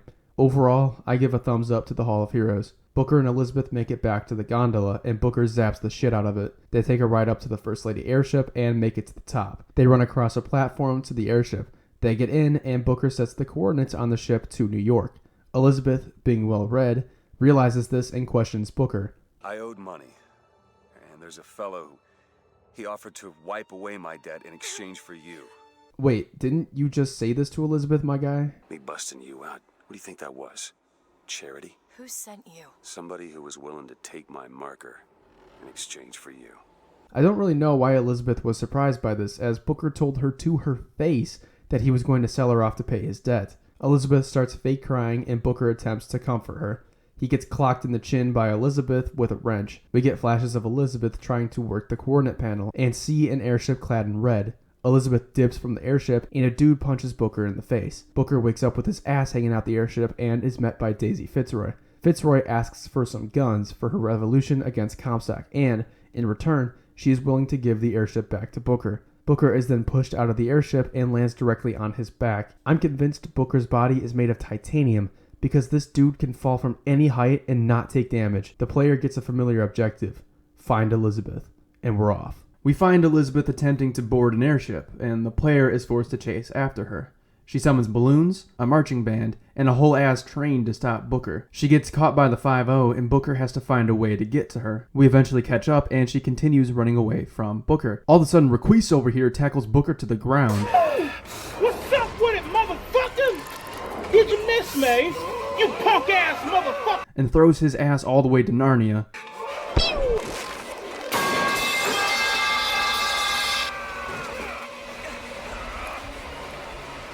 Oh no. Elizabeth opens a tear to a blimp and saves our life. As Booker holds on for dear life, they strike up a deal where Elizabeth will help Booker get the guns, and in exchange, he'll bring her to Paris on the First Lady airship. She makes it clear to Booker, though, that this relationship is purely transactional, a means to an end. I love that their relationship isn't just like a linear progression towards getting closer together. It has its dips, and it has those moments where they separate a bit. There's a little friction. It makes it feel natural, because in real life, when you have any sort of relationship with a person, it's not always going to be you're getting closer together constantly. You'll have those rough patches. I like that that's in this game, and it makes their eventual, relationship at the end of the game feel that much more natural. We progress further into Finkton, where Jeremiah Fink blasts his voice over the loudspeakers non-stop. Elizabeth and Booker reach an elevator where Elizabeth finds Lady Comstock's diary in Slate's locker. It is revealed that Elizabeth is not actually the daughter of Lady Comstock, and that Lady Comstock had Elizabeth placed at Monument Island because she hated her. Lady Comstock thought that Elizabeth was Comstock's bastard, so she wanted Elizabeth as far away from her as possible. Damn, that's pretty fucked up. Booker and Elizabeth take an elevator down to Finkton, where a propaganda piece yaps about bees or whatever. Then the elevator stops, and Fink calls Booker directly to offer him a job as head of security. Odd, given that this is the same Fink who witnessed Booker tear up the festival at the start of the game. Yeah, remember Mr. Top Hat Man? That is Fink. Moving down a little further, there is a massive gold-plated statue of Jeremiah Fink holding a pocket watch. If you couldn't tell, this section of Columbia is the industrial heartland of the city. Fink produces the guns, vending machines, Vigors, and much more at this plant. Fink is a representation of the robber barons of old, an amalgamation of the cruel treatment of workers during the Gilded Age in America circa the 1880s and 1890s. Finkton has an almost dystopian vibe to it, with the workers constantly working, always on the clock, never given a moment to rest, everything here to extract the most amount of productivity from the workers, for the benefit of the bourgeoisie. In this case, Jeremiah Fink. Elizabeth and Booker exit the elevator and are met by this dude, Flambe, who gives Booker supplies, and tells him to go to Fink directly for the job application. Immediately upon entering Finkton, there is a bidding war of sorts going on between some workers. However, they aren't bidding money, instead they are bidding time, and it isn't how much money they're willing to spend, but rather how fast they can get the job done at hand. If they don't do the job in that time that they say they can, they don't get paid at all. What's fascinating about all of this is that it actually did happen historically. This was a major part of the labor industry in the 19th century, especially in the railroad industry. In fact, this entire section of the game reminded me heavily of Pullman towns in the 1890s. It's a very unapologetic depiction of how fucked up labor relations were at the time, even if it is exaggerated. All I gotta say, kids, is pay your union dues. Elizabeth and Booker go to the gunsmith house where they see a shrine to Buddha. I'm surprised that the gunsmith was able to practice any religion outside of Comstock's for any amount of time. I would not expect Comstock to allow such religious diversity. We go upstairs and find Chen Lin's, the gunsmith's, machines, but no Chen Lin. Booker and Elizabeth hear someone crying, and it turns out to be Chen Lin's wife. She is distraught because they took Chen Lin to the Good Time Club. This Good Time Club does not have good times. They torture bitches. Elizabeth and Booker go to the club, but are stopped by the biggest man to ever man, the Handyman. I almost biffed it several times in this fight because I was playing like an idiot, but I prevailed. I found a red tear that was playing Fortunate Son, and then I finally went to the club. At the club, Fink sends waves of generic enemies at Booker to test him for the job. The fights are all relatively easy. Past the arena, there is a prison that has Chen Lin listed as being in cell 9. Later on, there is a video of Chen Lin, and he does not look good. Oh my god, Columbia, can we chill with the racism for 2 seconds? Jesus. At the end of the prison, we find Chen Lin, who has been murdered. Jesus, poor guy got fucked up. The contrast between Elizabeth and Booker's reaction here is great too. Booker only cares about the fact that the job is messed up, whereas Elizabeth is horrified at the death of this innocent man. It goes to show how desensitized Booker is to all of this. He doesn't even care that death happens around him because he's so used to it. The Lutesses appear and tell Booker and Elizabeth that death is a matter of perspective. A tear appears on Chen Lin's corpse, and an alternate reality of Columbia. One where Chen Lin's body isn't there. Thus, he must be alive. Elizabeth opens the tear, and they enter the second version of Columbia. So, this is where the story falls apart. There is a lot wrong with the Chen Lin gun situation. Our Booker hasn't made the deal with the Daisy Fitzroy of Columbia 2. He made that deal with the Daisy Fitzroy of Columbia 1. So what the fuck is he expecting when he goes up to this alternate version of Daisy he's never met before? Does he really expect that she'll give him the airship when she's never met him in the first place? Hell, Daisy Fitzroy might not even have the airship in the second Columbia. How do Booker and Elizabeth know that they're going to a version of Columbia that is chronologically aligned with their own? We're shown time and time again that these tears can transcend time. So how are you sure that this Columbia is also in July of 1912? Let's disregard all of that though. Let's say that Daisy Fitzroy has the First Lady airship. Booker made the deal with Daisy Fitzroy in Columbia 2, and he is also able to get the deal with Chen Lin to supply the weapons for the Vox. What is our Booker going to do about the alternate version of Booker and Elizabeth? The Vox get the airship largely because of Booker and Elizabeth. The Vox are able to lead the revolution because of Booker's presence. Thus, it's safe to assume that if the Vox have the airship, then Booker is in Columbia 2. That other Booker is going to want the airship to get Elizabeth out. Would our Booker murder that other Booker? Would they work together and take 2 versions of Elizabeth to Paris? Would they fight and our Booker leaves the other trapped in Columbia? Mind you, Booker and Elizabeth don't know that there are variables and constants yet. They don't know that there is always a man, a city, and a lighthouse. What if Daisy doesn't exist in this universe? What if Paris doesn't exist? What if Chen Lin doesn't exist? Booker and Elizabeth don't know yet that these things are constants. So these are all logical thoughts to have. Or at least it would be for Booker because he's never gone through this before. Elizabeth might intuitively know that there's variables and constants, but Booker has no idea what's going on. These would be all logical questions for him to ask. With that in mind, I truly have no idea what Booker and Elizabeth's end goal here is. Jumping realities seems to have way more risks and uncertainties than if they just got another airship in the original Columbia. The only way this dimension hopping plan works is if Daisy Fitzroy has the airship, Booker hasn't come to Columbia 2 yet, Chen Lin agrees to give the guns to Booker, Daisy Fitzroy agrees to give Booker, a man she's never met, the airships in exchange for the guns, and Booker is free to fly to Paris with Elizabeth. The chances of all that happening are astronomically small, basically impossible. The plan falls apart under the lightest scrutiny, and it's a major plot hole that destroys the flow of the story. I do not know what the writers were smoking on this one. To be fair, I get why the Lutesses would want to send Elizabeth and Booker on this path, as it eventually leads to Comstock's death.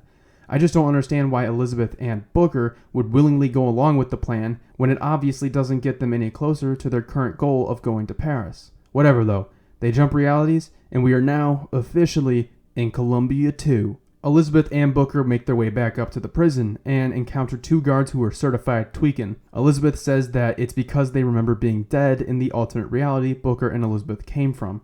Their minds are trying to reconcile being both dead and alive, which is a cool idea. I'm assuming this only happens when people jump from reality A to B, and in A they're dead and in B they're alive. Because if this happened every time an alternate version of somebody died, then everyone would be tweaking constantly, or at least have a bleeding nose. Booker and Elizabeth proceed to the arena, where Fink is caught off guard by our appearance. I don't think that Booker exists in this universe yet, because Fink doesn't know who Booker is, and we know that Booker going to the festival at the start of the game is a constant. Booker always goes there, is caught by Fink, and has to fight his way through Columbia. Thus, Booker must not have been to this reality yet, which means that no version of Booker has made the deal with this version of Daisy Fitzroy. God, it's incredible how easily this entire plan falls apart under even the most minute, even the most mile away, light years away scrutiny.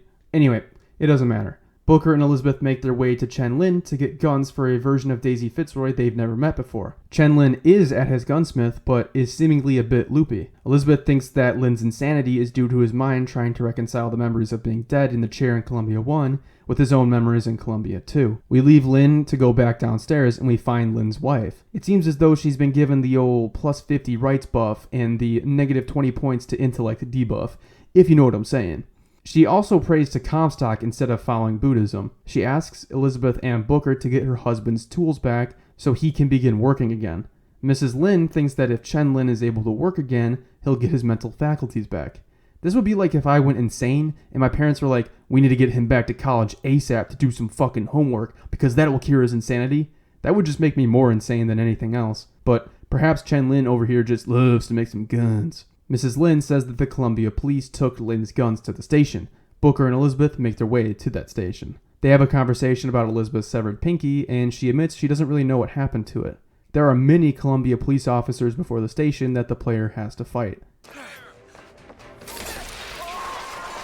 Jeez, bro's screaming like he was electrocuted and flung 40 feet in the air. Calm down. With the combat encounters in Columbia 2, the player may begin to realize that the enemies are becoming more difficult to kill. They visually have more armor and are more bullet spongy. Keep this in mind for when we go to Columbia 3, because this shit gets much worse. Everybody up in the club be getting massacred before Elizabeth and Booker reach another elevator. There are a fuck ton of these Booker and Elizabeth get on an elevator and talk scenes. I swear, at least 50% of their conversations take place on an elevator. This interaction is really good though. I love the last two lines they have. Why? What did I do to them? You frightened them. Good. Really shows how Elizabeth has changed as a character thus far. The next bit of the game takes place in Shantytown, where the lower classes of Columbia reside, because obviously Comstock and the rest of Columbia view these people as inferior races. Shantytown is much more decrepit than every other place in Columbia. There is trash everywhere, signs that read "We are hungry, please help," and the air is filled with smog. The people of Shantytown are the ones the founders stepped on to create their utopia of Columbia, a utopia which is obviously not meant for everyone. Elizabeth realizes that these people were put here in this position by Fink, and believes that Daisy Fitzroy should pay Fink back for the suffering he has caused. Booker, as usual, only gives a shit about the mission, and says that he only cares about getting Daisy to pay him back for the guns with the airship. This conversation again reinforces the contrast between Booker and Elizabeth, which is pretty neat. However, the dialogue is moronic because they still haven't made the deal with Daisy yet. Oh god. As I moved through Shantytown, I found an infusion being guarded by two dudes. He raised his big hand at me and told me to back it up, Scal. whatever the fuck that means. I stared at him lovingly in silence for a few moments before he said I was stealing and opened fire. Works for me, I guess. I took the infusion and went along my way. You know, I'm starting to think that Booker has like a weird pheromone or something because people always seem to get real aggressive around him doing the most mundane things. I found a bar with a few people chilling. I went shopping for some salt and thought I might get some money back with my possession vigor. Everyone in the room got real pissed at that, so I was forced to kill them all. I went to the downstairs of the bar and found a child sitting under a staircase. My first thought was to execute him. As one does. You know, maybe it isn't Booker's pheromone or bad vibes attracting all the violence. Maybe it's just me being a bad person. Nah, not possible. Deep underground. Wish I knew how to play. Might just spell some of the gloom.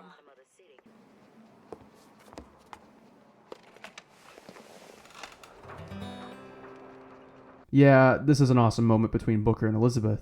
It's one of the first times that Booker does anything unrelated to the mission for Elizabeth. He didn't have to play the guitar for her to get off Columbia to pay his debt, but did it because he wanted to help her distill the gloom. He played the guitar purely because Elizabeth wanted it. It's one of the first moments where Booker outwardly cares for Elizabeth as a person rather than as an objective. The duet between Booker and Elizabeth is such a great way of showing that character growth for Booker. I love that shit, man.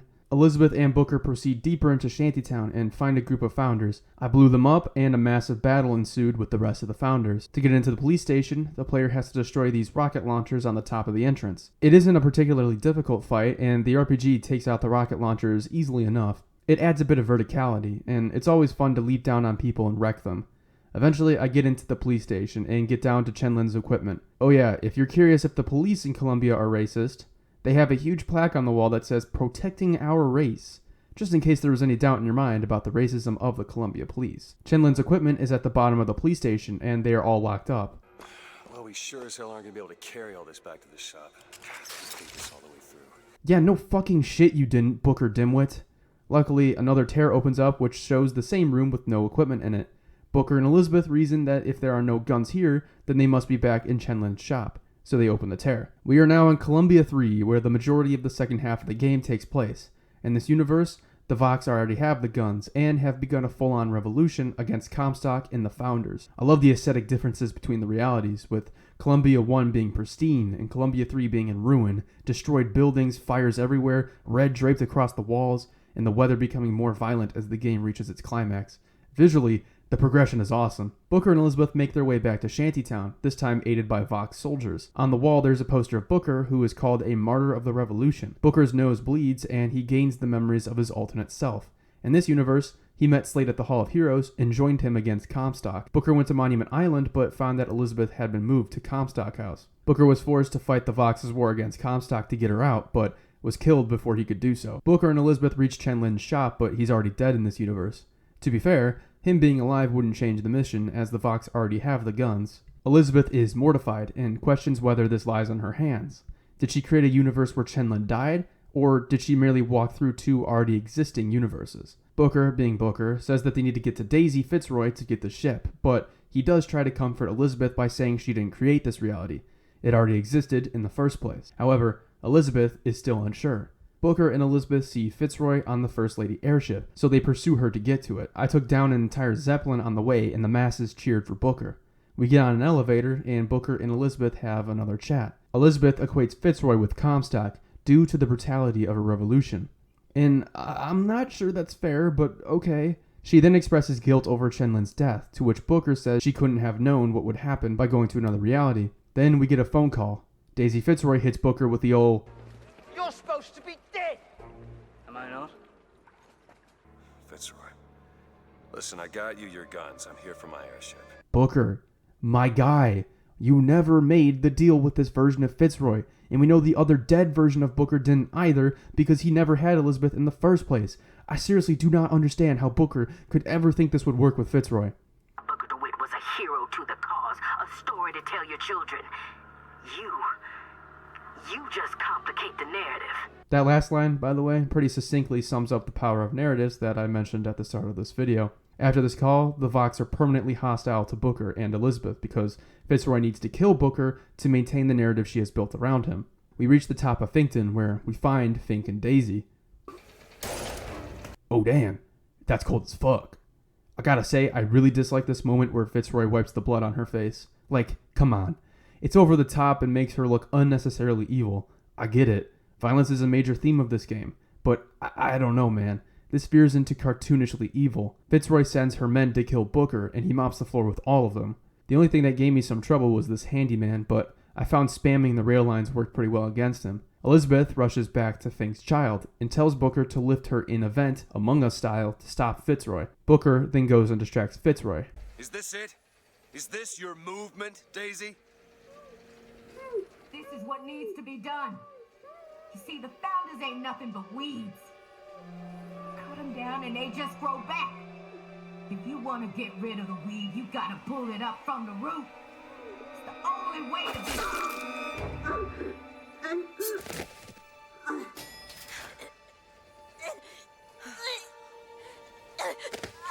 Elizabeth. I guess it runs in the family. Yeah, okay. This wasn't as well handled as I would have liked. Now, it's not for the reason that some people like to champion. A lot of people like to say that this moment is racist, as in Bioshock Infinite, as a product in the modern era, is racist for its depiction of a minority revolution being degraded into mass violence, eventually losing its very purpose of liberating the masses. I went online and read article after article on this topic, and I tried to see where these various authors were coming from. After all that reading, I have come to the conclusion that no, Bioshock Infinite is not racist. A lot of the complaints I have seen around race in Bioshock is that white characters like Booker, Slate, and Preston are viewed sympathetically, while the mostly black revolution is depicted as barbarous. That is definitely not what the writers were going for here, and I think you'd have to be really searching to find that reading of this situation. Revolutions, regardless of skin tone, are almost always violent. The complete overthrow of a societal structure or a political process is an endeavor which almost inherently invites bloodshed. Fitzroy's revolution is in the same vein as the French Revolution or the Haitian Revolution. Both were absolutely brutal in their own rights. The terror in France is probably the most recognizable instance of revolutionary brutality. Basically, anyone deemed not loyal to the cause had their head chopped off for even the most minor offenses. The revolutionaries took great joy in slaughtering royal officials and the families of nobility. The slaughtering of nobles often included children too. However, it wasn't just the nobility that suffered. 85% of the victims of the terror were from the Third Estate, the marginalized members of society. All that being said, revolutions are brutal, and frankly, I think that Bioshock Infinite does an excellent job portraying that. The idealistic version of revolution is enticing. We want to see the oppressed classes rising up to overthrow a cruel and, in this case, deeply racist regime. But reality is seldom so palatable. As Thomas Jefferson once said, the tree of liberty must be refreshed from time to time with the blood of patriots and tyrants. It is natural manure. Given Jefferson's later propensity towards the revolutionaries in France, it makes sense why he'd be the one to say this quote, which is, in my opinion, one of the hardest quotes in American history. Therefore, Bioshock's depiction of the cruelty of these revolutionaries is not racist. It's accurate.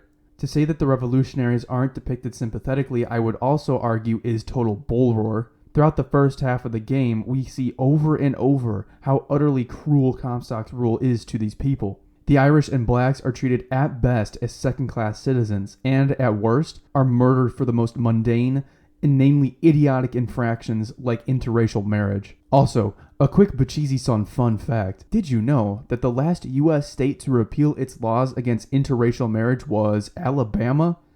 In 2000? In the 21st century, it was illegal for different races to get married, which is just fucking sad. Sorry, I thought I'd just share that. I found that while researching this video. Back to the revolution. It is obvious why these oppressed peoples would be so bitterly vengeful towards their oppressors. The revolution gave these people the ability to release all of that pent-up rage, all at once, and the results speak for themselves. So no, I don't think that these people are depicted unsympathetically. I think they are depicted as human, prone to extreme violence and rage at a system that cruelly subjugated them. Another bit of criticism I see thrown at Infinite's depiction of Fitzroy's rebellion is Booker and Elizabeth equating Fitzroy to Comstock. I don't really see this as an issue, because are you really going to take Booker, I kill 40 men for breakfast, DeWitt's word on the matter? Booker thinks that segregation and racism are fine, so his perspective is very flawed. On the other hand, Elizabeth thought that the revolution was going to be like Les Miserables, a glorious, righteous endeavor, but the truth ended up different. Thus, it's understandable why her immediate reaction would be extreme horror at Fitzroy's action. She wanted the revolution to be better, and it wasn't.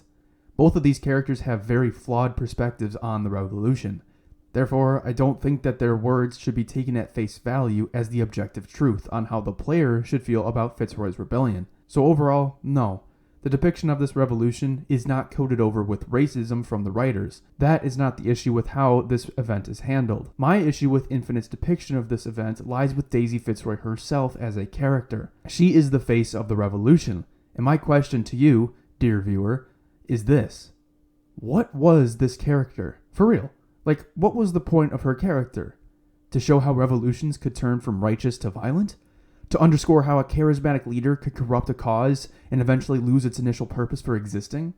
A tale of how a bitter woman took her revenge through the masses? I don't know, because I don't really feel as though I ever knew who this character was. Booker meets Fitzroy 2 whole times in the entire game.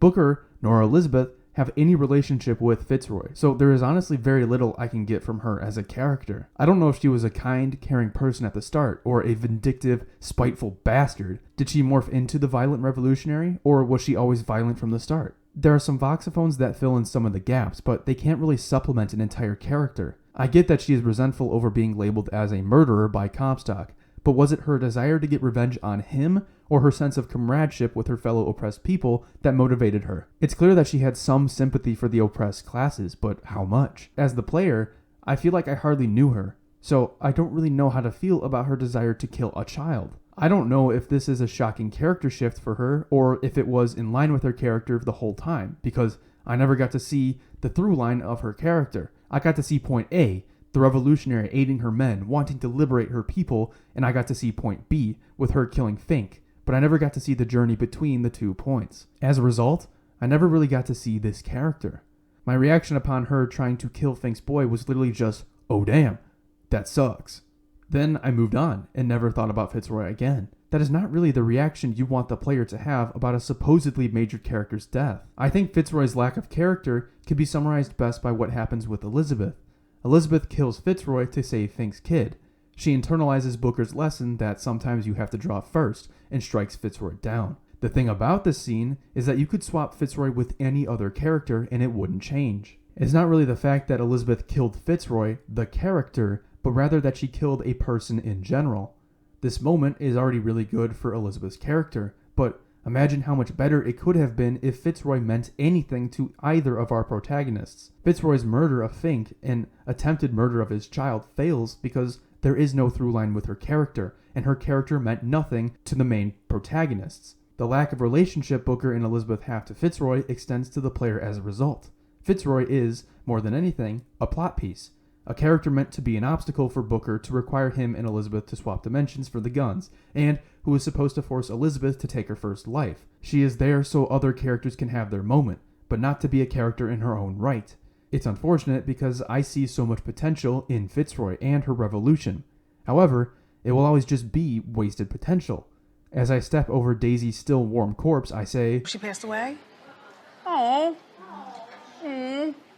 All right. And move on, never to think about her again. Elizabeth runs away, horrified that she just murdered somebody. Wait, why the fuck does Fink have Booker's voxophone on him? That seems kind of random. Booker gives chase to Elizabeth, and she runs into the back. Look, I've been there. I love this bit of dialogue from Booker, a character who, more than anyone else, can relate to what Elizabeth is feeling. Booker goes to the front of the airship and sets the destination to Paris, showing how far he's come as a character. Elizabeth.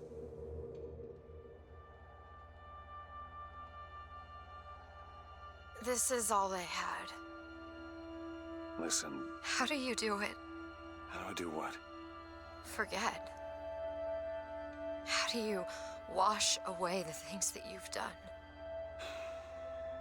You don't. You just learn to live with it. I'm not gonna lie, that's a little rich coming from you, Booker, as I would say that you have not exactly learned to live with your past. The statue of Comstock blares a song that brings back the big fuck-off bird. Big Bird tears down the airship and... Wait a minute. Why isn't he defending his Elizabeth? So I guess I was right with the other Big Bird earlier. These things will just go after any Elizabeth they find, regardless of if it leaves their own unguarded. Weird. The airship crashes and... Wait a minute. Where is Big Bird? He was just on our trail 2 seconds ago. He could have easily just swooped in and picked up Elizabeth. Bruh, Big Bird, you ain't very good at your job. Put the fries in the bag, little bro. You're cooked. You need a new career path. Booker and Elizabeth awake to these dumbasses trying to play Big Bird's song because he's not already there for some damn reason. The Lutesses tell Booker that he needs to get a specific instrument to keep Big Bird at bay, and they tell him to go to Comstock House to speak with the man himself. After the Lutesses get the hell out of Dodge, we find people trying to escape the Vox uprising, and we encounter some Vox soldiers. This is where I'm going to bitch about the combat. Almost all of the Vox soldiers have heavy armor on at this point, and they start getting powerful weapons like the volley gun. Generally, I like the idea of progressing the difficulty as the game gets closer to the climax, but I thoroughly dislike bullet spongy mechanics.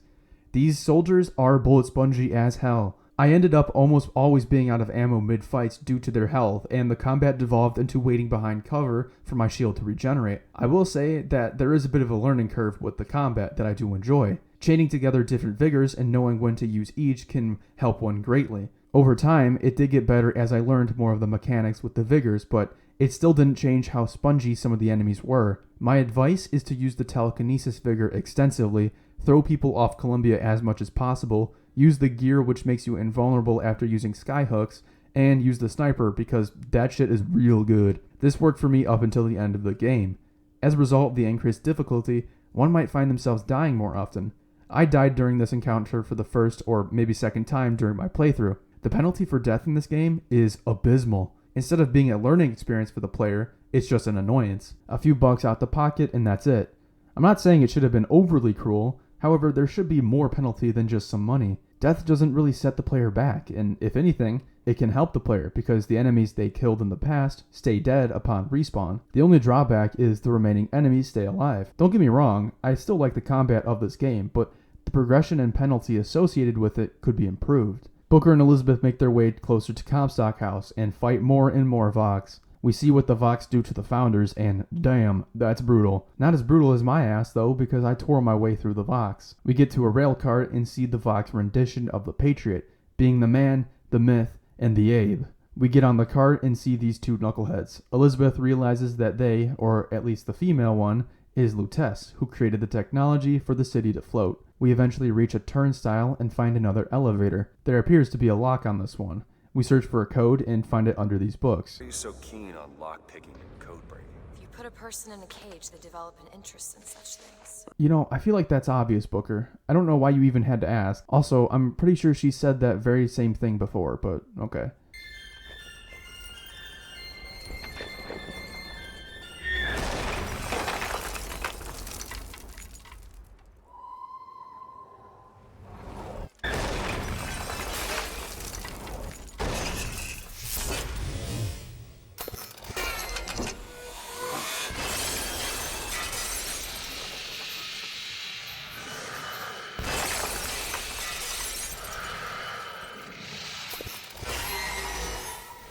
Okay, that's an awesome cutscene. This version of Big Bird seems way more active than the one in Columbia 1. Small point though, why is his eye cracked if this is a different version of Songbird? The Songbird of Columbia 1 got the cracks because of the water pressure, and we know that Booker never had the bombastic escape from Monument Island in this reality because Elizabeth wasn't there. Thus, Big Bird wouldn't have chased Booker because Booker never had Elizabeth, and he wouldn't have fallen into the water at Battleship Bay as a result. Just a small criticism of the narrative's logic. I will stop him. That is an oath you cannot keep. But promise me that if it comes to it, you will not let him take me back. Shit, that's kinda dark. Also, I see that we've finally flipped the script and had the conversation on the outside of the elevator this time instead of the inside. Way to keep things fresh, Infinite. The Vox destroys the elevator Elizabeth and Booker are on, and I get to work. This fight was actually pretty difficult, and I died a few times during it. However, as always, I prevailed. Elizabeth and Booker get to a gate that requires Lady Comstock's DNA to pass through. Elizabeth tries to get through, but fails because she doesn't have the same genetic code. She has the batshit insane idea to go to the crypt of Lady Comstock to get her preserved body to open the door to Comstock House. We get there and Booker attempts to open the coffin before Comstock, after not appearing in this game for decades, does some butt fuckery with Elizabeth, pause, and sucks some of her power. He then transforms Lady Comstock into this abomination that we have to fight. This section of the game sucks. I'm just gonna be honest. Fighting Lady Comstock 3 times over with no variation is draining, and finding the 3 truths of Columbia is just not a very interesting objective. The boss fight is easy if you just focus on Lady Comstock herself. It's a typical, this tougher boss summons a bunch of minions until you kill them. I found the sniper to be very effective against her. As for the 3 truths, themselves, they are interesting, but it takes so damn long to get them. The truths of Columbia are that Comstock is way younger than he looks because he's been aged by his exposure to terrors, Elizabeth isn't his daughter, Comstock had the Lutesses killed by Fink, and that the Lutesses are basically able to traverse the multiverse, and they have a bone to pick with Comstock for, killing them. There's a final battle with Lady Comstock, and afterwards Elizabeth gets closer with her mother. Well, not technically her mother, but technically her mother. It's a nice moment in itself, and I love the concept of Lady Comstock. Elizabeth finds closure with a version of her mother she constructed in her own mind that warped with another reality's version of Lady Comstock. She essentially both got to come to an understanding of the woman she thought hated her and realized how flawed her perspective of Lady Comstock was. Now that's the good stuff. The writers used an aspect of Infinite's universe, Terrors in the Multiverse, to explore Elizabeth's relationship with her mother. That's awesome when something unique in-universe is used to explore aspects of a character in a novel way. That shit's my fetish, baby. Love it! Emporium, the location where this place of the game takes place, looks visually beautiful and has a good story behind it, but the gameplay and pacing suffers. Overall, it's not bad, but Emporium is my least favorite part of this game. However, now that we're past the whole gun situation and Emporium, the game is pretty much excellent up until the end. Lady Comstock destroys the gate to Comstock House, and Booker and Elizabeth approach a massive rail to the house itself. The clouds and the wind are going crazy, and the lighting is shooting off in every direction. It's a really cool environment. Booker cranks the lever to get to Comstock House, but the big fuck-off bird comes and finally gets Booker. He picks Booker up and throws him 100 feet into a nearby building. Because Booker's invulnerable to fall damage, and to any damage for that matter, Booker merely goes unconscious, and wakes up on the floor of his office once again. This time, we see that it was the Lutesses who were behind the door of Booker's office, yelling at Booker to bring us the girl and wipe away the debt. There's a lullaby of sorts in the background, and Booker goes to the other door in his office, and it opens only to arrive back in reality. Big Bird rips open the building and lands on Booker. Fuck out the way. He gets about 2 inches from murdering Booker in cold blood before Elizabeth tells Songbird she is sorry for leaving him. Songbird prioritizes saving Elizabeth and leaves Booker in the building. Booker gives chase to Big Bird and crosses the bridge.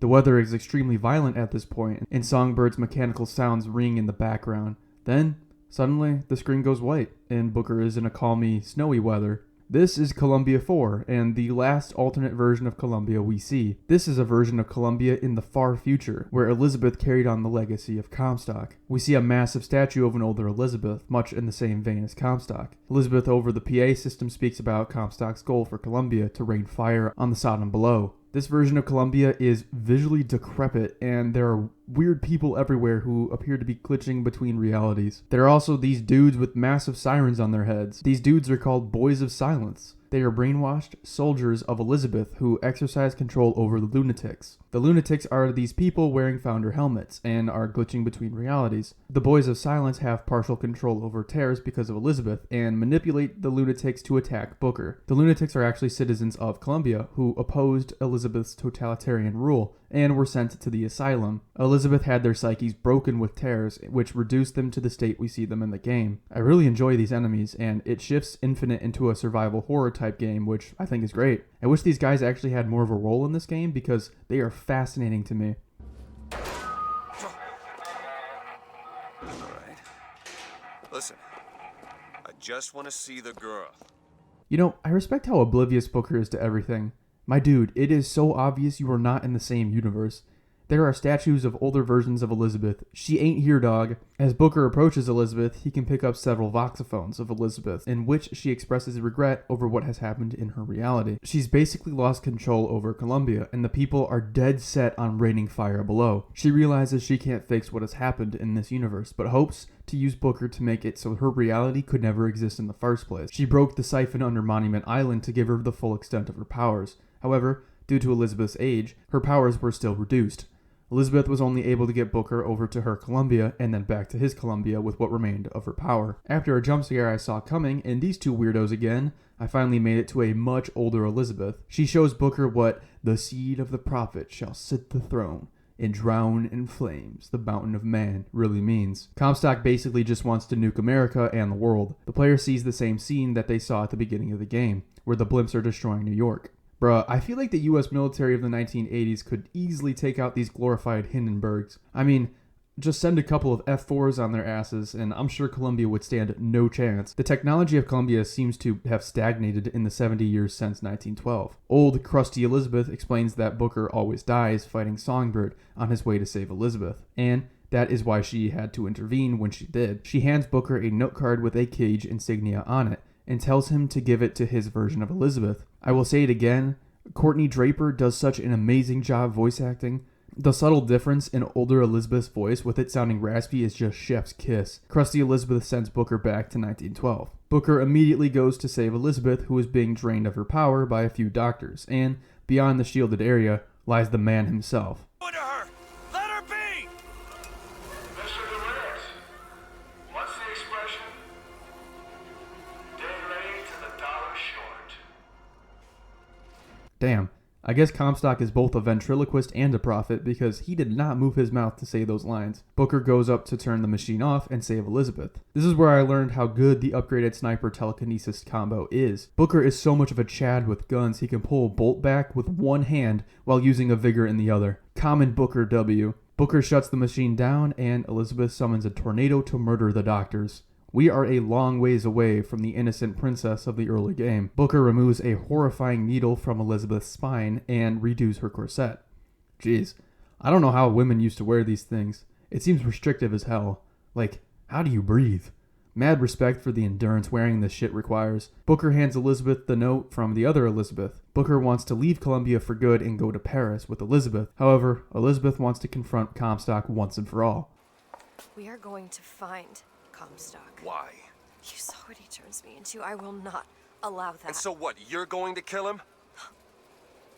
This is where you start moralizing, Booker. You forget. I know you. I'm not going to let you kill him. Really? Booker? What are you going to do to stop me? Not a damn thing. Because I'm going to do it for you. Oh, hell yeah. Let's kill ourselves a fascist. Booker and Elizabeth leave Comstock House and find Comstock's flagship, the Hand of the Prophet. Elizabeth and Booker board an airship and begin to chase the flagship down. This is the last time I'll jizz about the visuals, but holy shit, this game's graphics are on point. The back shots especially are just immaculate. At every point in this game, you can look at the background and just see an amazing sight to behold. Comstock's men attempt to stop Booker, but my skyhook invulnerability strategy worked like a charm. There he is. We need to land below and fight our way up to him. Or we can just fly this thing to Paris. Wait, you're telling me... No. Hold up. You, Booker DeWitt, are telling me this whole time we could have just taken one of these to Paris? So that whole get the guns for the First Lady airship part of the game was bullshit? There were so many of these things available to Booker and Elizabeth throughout the entire portion of the game. I give up. Paris. Just drop me off if you want to. This isn't your problem, Booker. I won't abandon you. You wouldn't, would you? Oh, that last line is a bit ironic given that Booker did abandon her as a baby, but I'm getting ahead of myself. They board the Hand of the Prophet and the objective is to get Comstock. The ship is a decent set piece and I found it to be fun.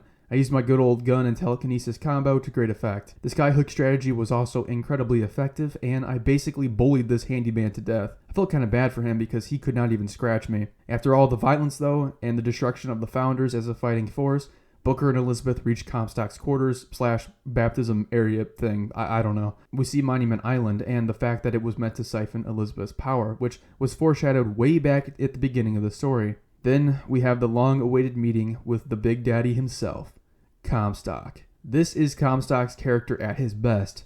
In every other scene, Comstock comes across as a madman, a raving lunatic, and fairly outwardly evil. This Comstock, though, is soft-spoken, calm, and is charismatic.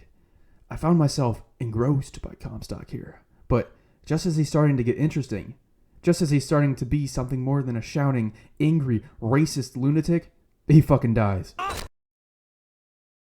Comstock's issue as a character is similar to Daisy, in that he really doesn't have a relationship with our protagonists. Elizabeth has no idea who Comstock is other than that he's her father/tormentor/abuser, and Booker doesn't know Comstock either. Comstock knows Booker, and it builds intrigue at the start of the story. How does this man know so much about Booker, but not vice versa? It's initially a strength, as it makes Comstock mysterious, but Booker doesn't get to know Comstock until the very last scene of the game. Their interactions are entirely one-sided, and Booker has virtually no input on Comstock except, fuck that guy, he's bad. Like with Daisy, the potential was here. Comstock is literally Booker, the dark reflection of Booker if he gave into every one of his violent, vengeful, brutal tendencies. A reflection of Booker which rejects his own sins and morphs reality and history to make himself the hero. I don't think that Booker should have known Comstock was him at the start, but I think he should have found out a little sooner. Booker could have had time to reflect on the fact that it was him who became this mass-murdering, child-torturing, racist monster. Booker could have realized that Comstock is the other extreme of dealing with the past. A man who thinks redemption is as easy as saying a few vacuous words and splashing water on your face. Through that realization that Comstock is the reflection of his own flawed view of the past, maybe we could see Booker grow. He could see that both he and Comstock are wrong about redemption. As is, Booker never gets that moment to reconcile the fact that he's Comstock. By the time he learns this, he dies. However, I don't think Comstock is a bad villain. He has a tangible presence throughout the game, except when he's completely absent during Finkton, and his threat is well defined. He may have the cliche, over-the-top, and frankly, stupid motivation to destroy the entire world, but it is a powerful threat. My other main criticism of Comstock as a villain, besides having little relationship with our protagonists, is that he isn't a compelling villain. He isn't even interesting as a character. Comstock is a weird case in which everything surrounding him is interesting as balls, but he himself isn't.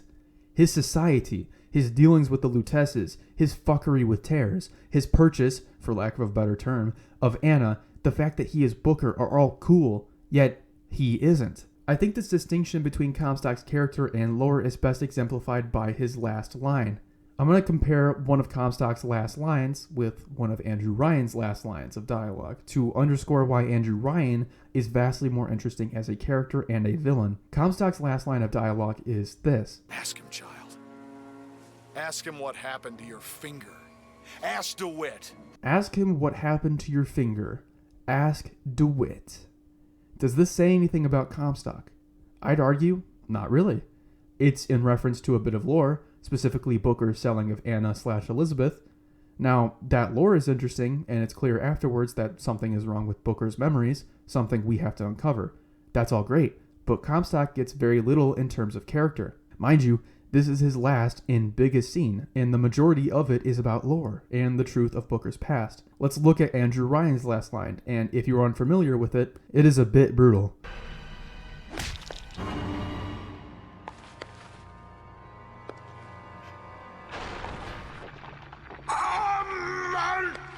Juices!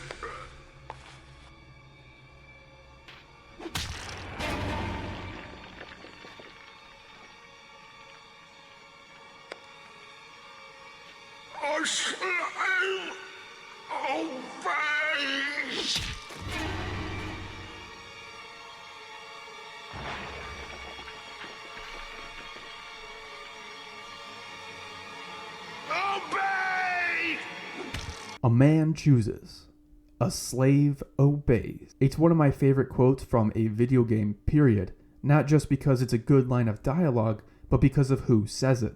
Andrew Ryan is the personification of objectivism. Ayn Rand's philosophy taken to the nth degree.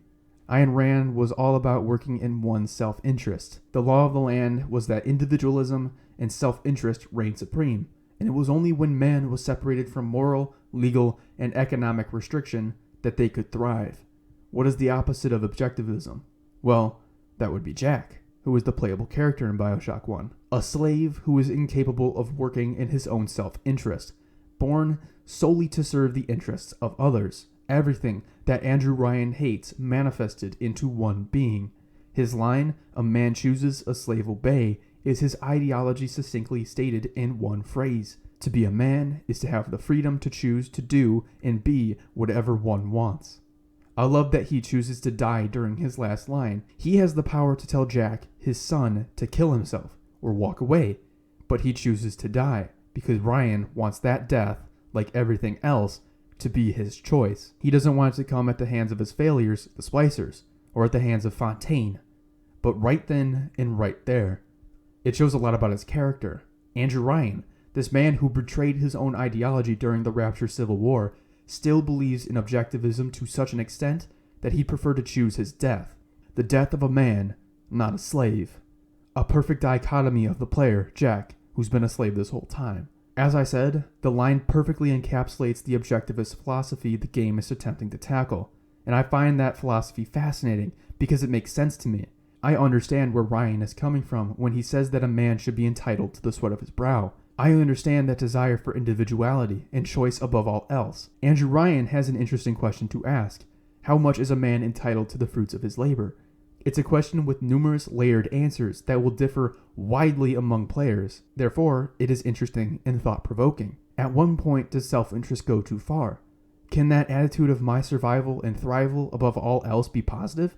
Or is it worthy of condemnation? Do you buy into objectivism as a philosophy, or do you reject it? Ryan asks all of these questions of the player, and each of them are thought-provoking in their own right. A man chooses, a slave obeys, is the colliding of three pillars that makes this line so powerful. Ryan's character, Rapture's objectivist philosophy, and the amazing lore of the game. Comstock's line, an entire speech for that matter, only has one of these pillars. His character is dull and just pure evil. His philosophy is not thought-provoking. Is racism and blowing up the world good? Gee whiz, I wonder what the answer is here. Thus, he isn't a great antagonist by any means. He's serviceable, and in a game franchise that has the likes of Andrew Ryan in it, serviceable looks dizzyingly poor in comparison. Beyond Comstock, this is another great moment for Booker and Elizabeth. As usual, Booker shows how much he cares for Elizabeth at this point. The pure rage he has at Comstock for everything he's done to her is palpable. This interaction between Elizabeth and Booker afterwards sets up the reveal at the end, and in order to get to that reveal, we have to destroy the siphon at Monument Island to get access to all the doors. Booker and Elizabeth move to the main deck of the airship. Booker steers the thing towards Monument Island, while Elizabeth tries to decipher the note card. The Vox drop by to assault the Hand of the Prophet. They fire a rocket ship and expose its electrical, quantum, mechanical fuckery machine. I'm not a scientist, y'all, I'm sorry. Elizabeth figures out what the card meant. The song to control Songbird was C-A-G-E, the notes, not the cell. She rips open the Comstock statue and gets the harmonica-looking instrument. She summons Songbird by playing C-A-G-E, who is now at our disposal. Then we have our last face-off against the entire Vox army. I enjoyed the hell out of this last fight. Songbird fucks up a few Zeppelins, and I use the rail line strategy to great effect. The weather, the explosions, the gunfire, everything is cranked to 11. I love it. It's a base defense type mission, but I hardly paid attention to the core of the ship and it was fine. After defeating an army, Booker and Elizabeth reach Monument Island. Booker calls upon Songbird to destroy the cage that had trapped Elizabeth for 2 decades. The thing explodes all of Elizabeth's energy outward and she starts glowing. The harmonica breaks as a result, and Booker starts tweaking out because he just lost control of Songbird. Elizabeth calmly raises her hand, and we're in Rapture. I like the contrast of Booker saving Elizabeth at the start, and Elizabeth saving Booker here. Elizabeth pulls the opposite of a Daniel Thomas, and tells Songbird to go gently into that good night. Songbird succumbs to the water, and it's kind of a sad scene. One of the wettest we've ever seen from the standpoint of water. Though he was her warden, Songbird did truly care about Elizabeth in his own flawed, toxic way. Also, good use of Chekhov's gun, writers. If you remember at Battleship Bay, we saw that water severely damaged Songbird. Booker and Elizabeth move through Rapture. Elizabeth says that this is a doorway, and Booker is utterly confused. City at the bottom of the ocean. Ridiculous. Booker, are you for real? After everything you've seen, you're questioning this? This guy. Booker and Elizabeth ascend to the surface of the water. Elizabeth sees thousands of doors, which Booker confuses for stars. Elizabeth manifests a key from midair, and we enter the lighthouse. There are hundreds and hundreds of lighthouses. There are a million worlds. All different and all similar. Constants and variables. constants, and variables. We enter another lighthouse, and there are about 1 million more. There are other versions of Booker and Elizabeth walking along the docks. Elizabeth says that it always starts with a lighthouse. She says that every one of the lighthouses goes to the same place. Somewhere Booker has already been. As Booker and Elizabeth move along the docks, we can see other versions running in the distance. Booker opens the door to a baptism, the one I described at the beginning of this video. The same priest as the one at the beginning of Columbia beckons Booker to take his hand. Are you ready to be born again? I am. Do you?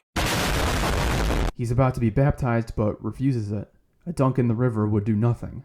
Booker wants to leave and go to Paris, but Elizabeth says that they have to find Comstock. Booker steps through another door, and we see Lutece making a deal with Booker. He says the golden phrase, "The girl for the debt."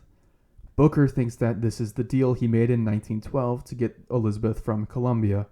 Booker steps into the side room of his office, and there is a baby. Booker doesn't remember a baby at all, and at first protests and says that this wasn't the deal. Booker refuses to give the baby at first, but he always gives the baby. It's a constant. I tried to escape Booker's fate, but it didn't work. Booker gives the baby to Lutece. Booker is in denial after this. He asserts that there was no baby. Booker's nose then bleeds, and he remembers what happened. We're back at the lighthouse at the beginning of the game. Booker insists that Comstock is dead and that they can move on, but Elizabeth reminds Booker that there are millions of other versions of Comstock. Their journey doesn't end until Comstock never existed. Booker goes through the door of the lighthouse. We see a much younger Comstock with Lutece. Booker chases Comstock down to get Anna. Comstock and Booker wrestle for control of the baby, but Comstock gains control. This is how Elizabeth lost her pinky finger, and is why she has access to tears. She's basically concurrently existing in two realities. No!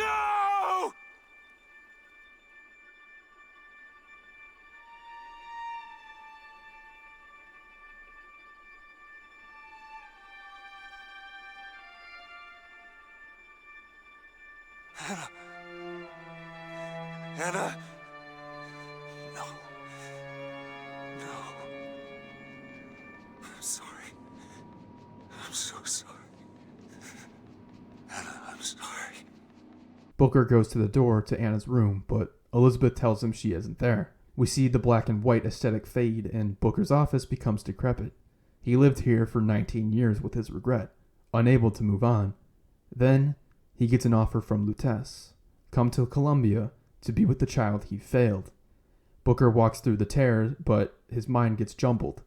His mind is melding with Comstock's memories and is also trying to reconcile the fact that he never existed in that universe before. This is why at the beginning of the game, there was that quote from Lutece. Booker is dragged by the Luteces into the rowboat so he can hopefully end Comstock. Booker's mind gets the story straight.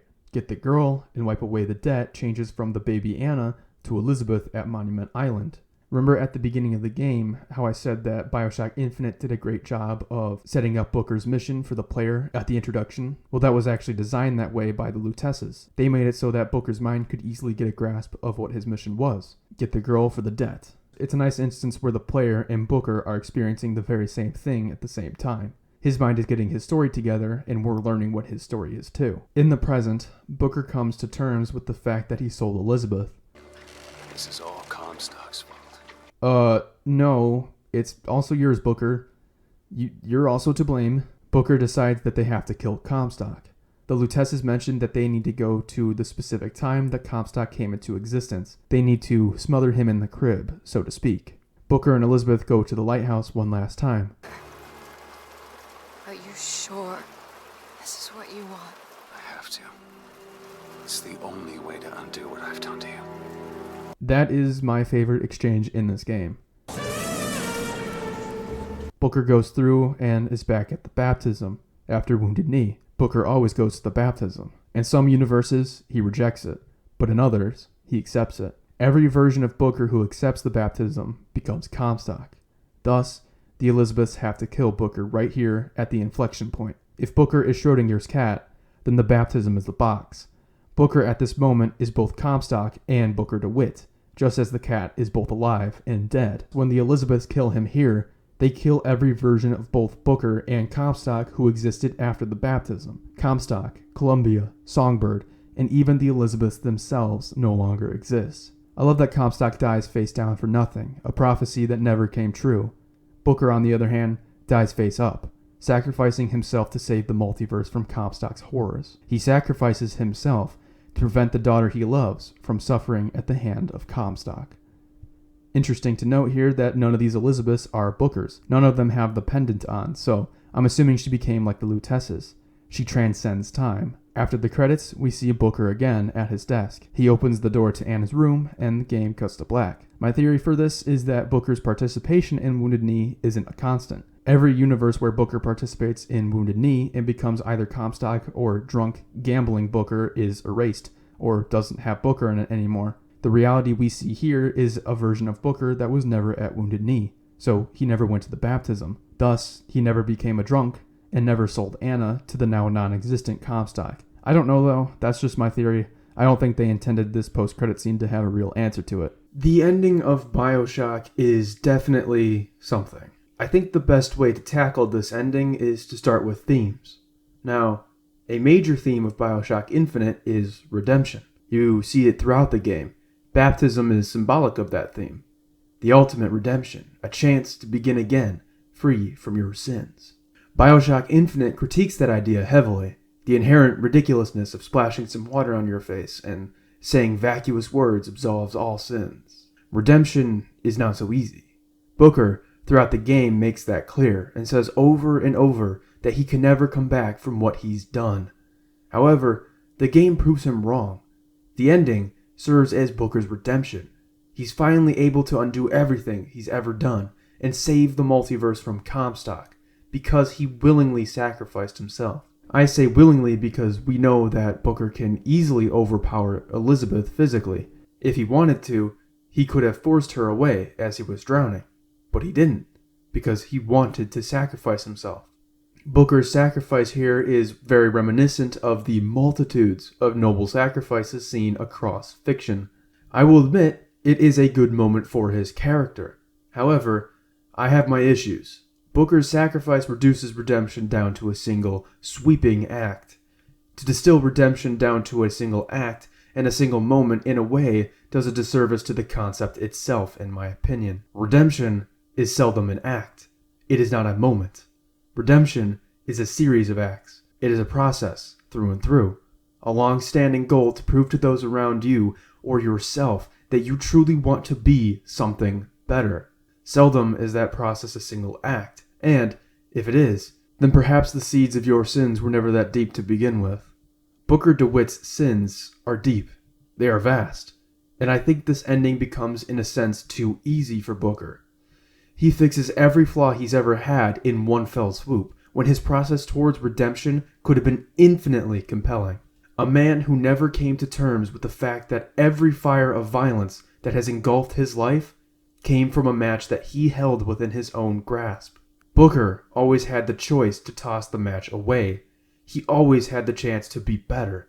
He could have rejected his comrade's racist remarks at Wounded Knee, done a job that didn't require violence afterwards, yet every time he turned to his baser instinct, violence. He alone trapped himself in that cycle, and yet it is still Booker that is the sole person who can remove himself from it. Perhaps it may require help from those around him, like Elizabeth, but it is clear that Booker can move on if he just tried to. Booker doesn't think he deserves redemption, and he's probably correct. However, there is a distinction between deserving redemption and striving for it. Booker never strives for redemption, except in this last scene. Seeing Booker finally come to terms with the fact that he caused his own downward spiral, seeing him realize that he could be better, seeing him finally, after 2 decades, striving for redemption, I think could have been an incredibly powerful character moment. However, Infinite chooses to have its noble sacrifice, which solves everything.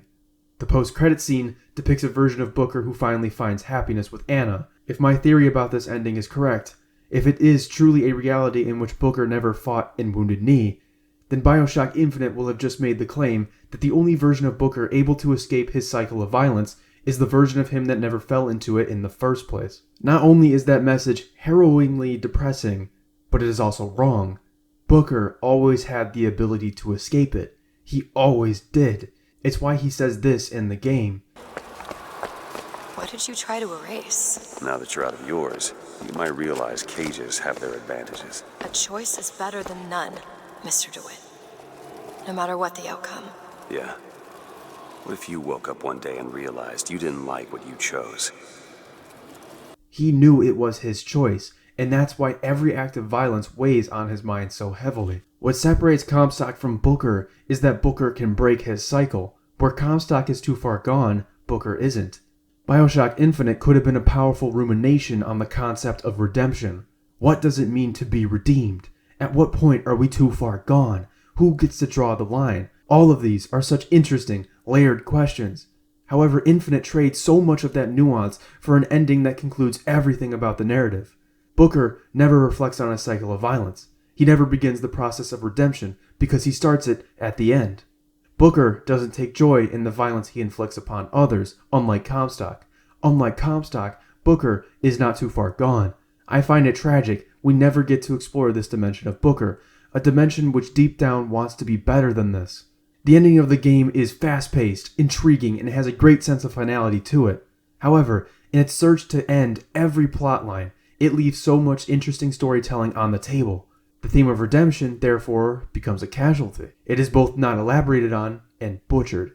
For a game that focuses so much on history and what it means to wipe the slate clean, I find it truly disheartening that a vital aspect of both redemption is done so dirty.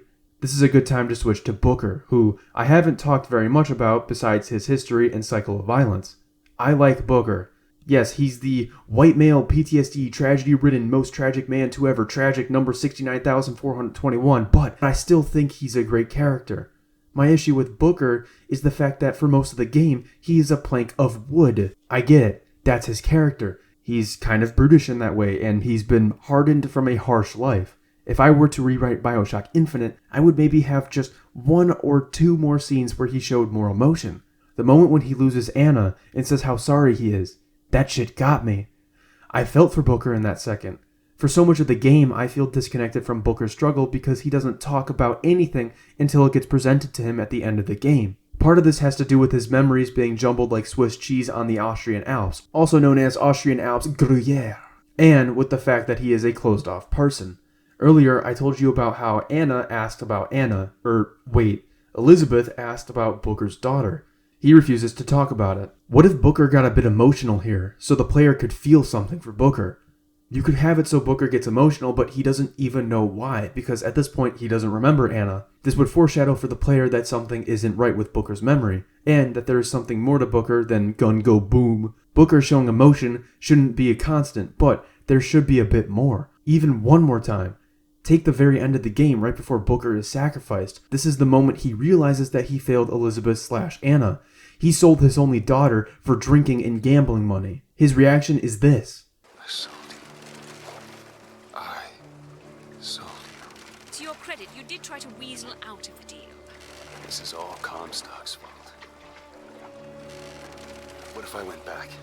Killed him before he did any of this? He has a brief moment of sorrow, but then shifts straight back to Comstock. Booker, of all people, should have recognized his side of the blame for everything. He was the one who got drunk, gambled, worked for nasty people, and it was his voluntary choice to sell Anna. If I, as a father, did that, I would be profusely apologizing to my daughter for what I did. I would feel horrible, and I don't doubt that Booker feels horrible here. I just wish he expressed it to Elizabeth. It could have been a moment of real sorrow and emotion from such a standoffish character, but he goes straight back to, we have to kill Daddy Comstock. Having that emotion in select scenes could have made Booker a more relatable character and made us in the audience feel what he was feeling. But the writers didn't take advantage of that. Alright, that's enough about Booker. Now I have to get to the big lighthouse in the room. There is always a lighthouse. There is always a man. There is always a city. Constants and variables. Bioshock Infinite has no player agency. The choices in the game are a lie. They don't mean anything. It doesn't matter what pendant you choose, if you open fire on that one guy, or kill Slate. The narrative never changes. Bioshock Infinite is a constant, and they explain why that is in-universe. In fact, they pretty much explain why every element of a Bioshock game has to be here in-universe. On the surface, that's cool as fuck. Explaining why elements of Bioshock are here in Columbia when they have no reason to be, like Vigors, is cool. Giving an in-universe reason why the player has no agency, in a way critiquing other games who do the same, is awesome. Wait, why does that sound familiar? Oh yeah, it's because Bioshock 1 did the same thing, and that game didn't have to turn to quantum bullshittery for its explanation. Actually, never mind. I'll give Bioshock Infinite points for going off the rails with its explanation, but fundamentally the idea is the same. Both games are a criticism of the medium, and the fact that it restricts the player's agency. The issue is that this repetition of the same idea is diminishing returns. As any good economist knows, if you keep increasing output, eventually diminishing returns result. After a while, you start losing money, or, in this case, narrative potential. See, with Bioshock 1, it was both the explanation and the criticism which were so well renowned. In Bioshock Infinite, the actual criticism was fine, I guess, but the explanation was so convoluted and interesting it distracted people. Majority of people thought Infinite's "There's Always a Lighthouse" was amazing because of the complexity, not really the critique itself. When the layers of complexity are removed, all one is left with is a retread. Imagine gaming is a wheel. Let's use one of those old pirate reels from the 1600s. Let's have other gaming releases like Call of Duty, Dying Light, Uncharted, GTA, and Star Wars Jedi Fallen Order on the spokes of the wheel. These are all linear games with very little player choice or agency. Bioshock 1 placed itself on the wheel and basically pointed to it and said, "Yo bro, you're just mindlessly following objectives. Ain't that crazy?" Players, in response, were like, "Whoa, you're right. That is crazy." A few years later, Bioshock Infinite placed itself on the wheel again and said the same damn thing. This time, all I can say as the player is, "My guy, you already said that." I think Bioshock Infinite, instead of being a retread, should have been a progression of the first game. I think Bioshock Infinite should have broken the wheel by actually giving the player agency within the story. Easier said than done, but it would have been a natural progression of the first game's critique. Finally, break that long-standing restriction present in the medium, but you can't have that in this game. Why not? Because there is always a lighthouse. It's all constants. Booker never rose. There's a lighthouse. Booker always picks heads. There's always Vigors/plasmids. Booker always gets caught at the lottery. Booker always has to end up in that room with Comstock. And Booker always dies. The ending of the game takes a long time to explain to the player why they can never choose. All that time. And for what? A retread? Nah, not just a retread, but an excuse. The lighthouse feels almost like a lack of confidence. Like the developers and writers couldn't justify to themselves why there was a lighthouse, a city, a man, Vigors, and no choice. So they reached for the most wild explanation. It has to be there because it's a constant. It has to be there because this is Bioshock. If one were to strip Bioshock down to a man, a city, plasmids, and a lighthouse, then I could see why they would want to try so hard to put these things in their sequel. That's the thing though. Those are the superficial elements of Bioshock, just as the NCR, Brotherhood, Super Mutants are the superficial elements of Fallout. Bioshock always stood to challenge the medium of gaming. The first game tried to revolutionize the medium itself, and it came close to being perfect. A true Citizen Kane of gaming. Bioshock Infinite had the chance to break the wheel, to be what the first game couldn't, but there is a lighthouse in the way, an excuse for why they can't revolutionize the medium. We can't have choice, we can't have the freedom to influence the narrative, we can't have a narrative expressed perfectly through the gameplay in a way that teaches the player something about themselves because there is always a fucking lighthouse. The narrative in the lighthouse explains why Bioshock Infinite can't push the limits of the medium of gaming. But I'd rather they just do it in the way the first game tried to. I'd rather they just get rid of the lighthouse altogether. You might say, but Pachisi-san, if you get rid of the lighthouse, the city, the man, the Vigors, is it even a Bioshock game anymore? And you might be right. Maybe it wouldn't be Bioshock. Maybe it'd be something better. There's a lot more I could say about Bioshock Infinite's ending and narrative.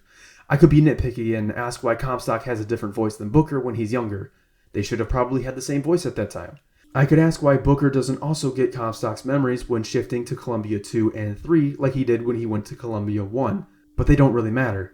Bioshock Infinite's legacy lies firmly in its flaws, many of which I've discussed here. After everything I've said though, after every critique I've made, every disagreement I've had about this game's handling of characters and themes, I'm left with one final question. Why do I still love this game?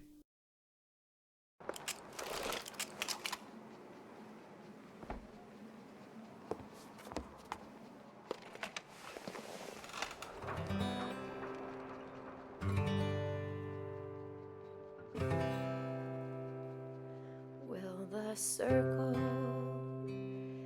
be unbroken by and by and by is a better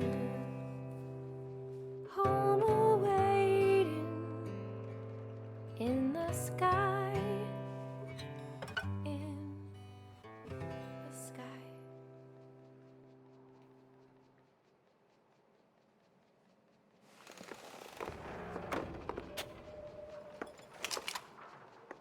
With every critique I make of this game, there's always an asterisk.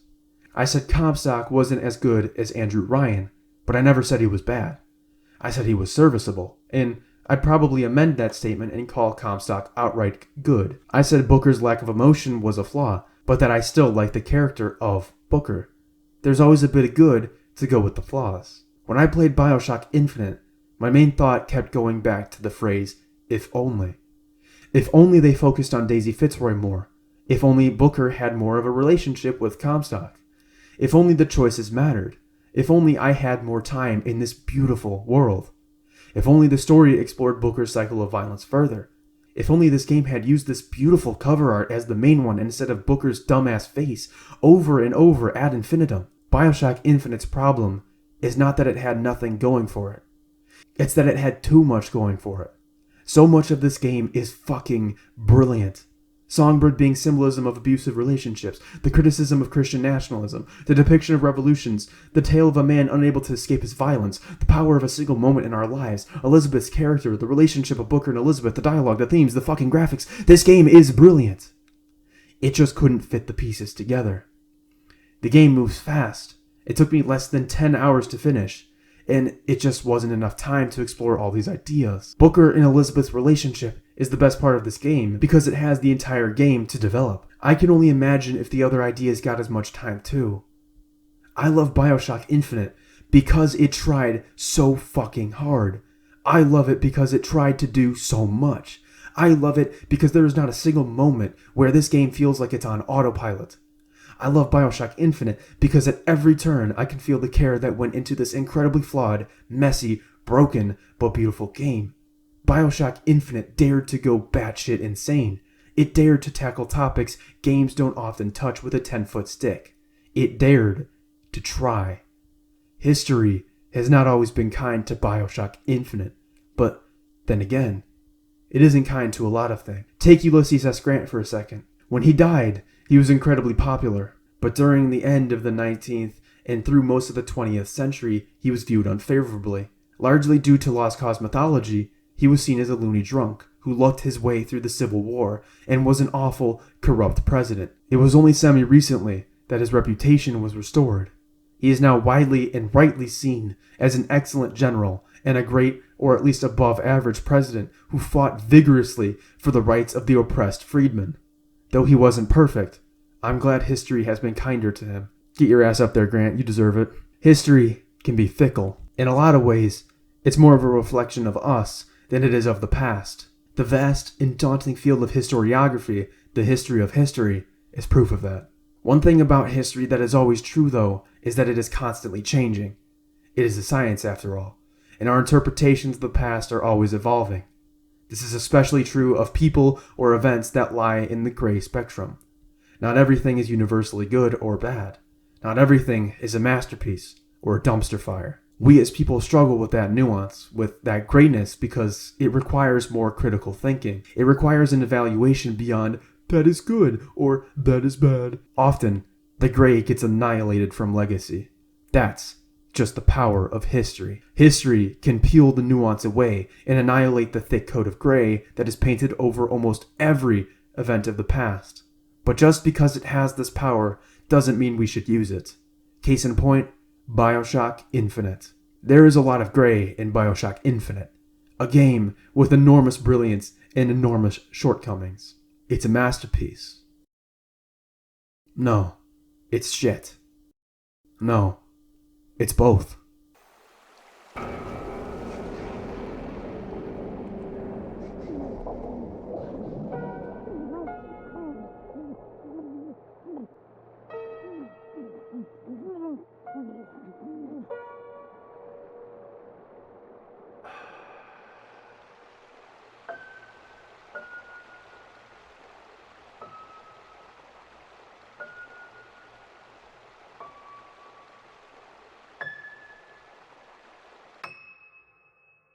The power of history lies in legacy.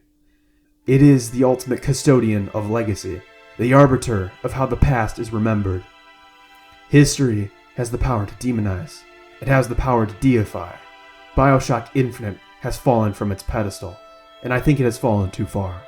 History has not been kind to this game, but just as much as there is debasement and condemnation, there is redemption in history. Like Ulysses S. Grant, I believe there should be redemption for Infinite, not back to its initial position as a masterpiece. Let us not annihilate the gray as is so often done, but redemption back to being called a good fucking game.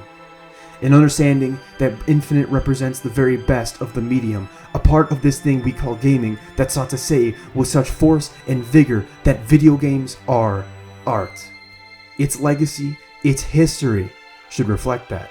It is an example for others of what we should continuously strive for, even when we don't always stick the landing. Above all else, beyond the many lessons this game has, beyond the excellence, beyond the flaws, Bioshock Infinite, as a story, as a product, and as a legacy, teaches us a vital and forever potent lesson: the true power of history.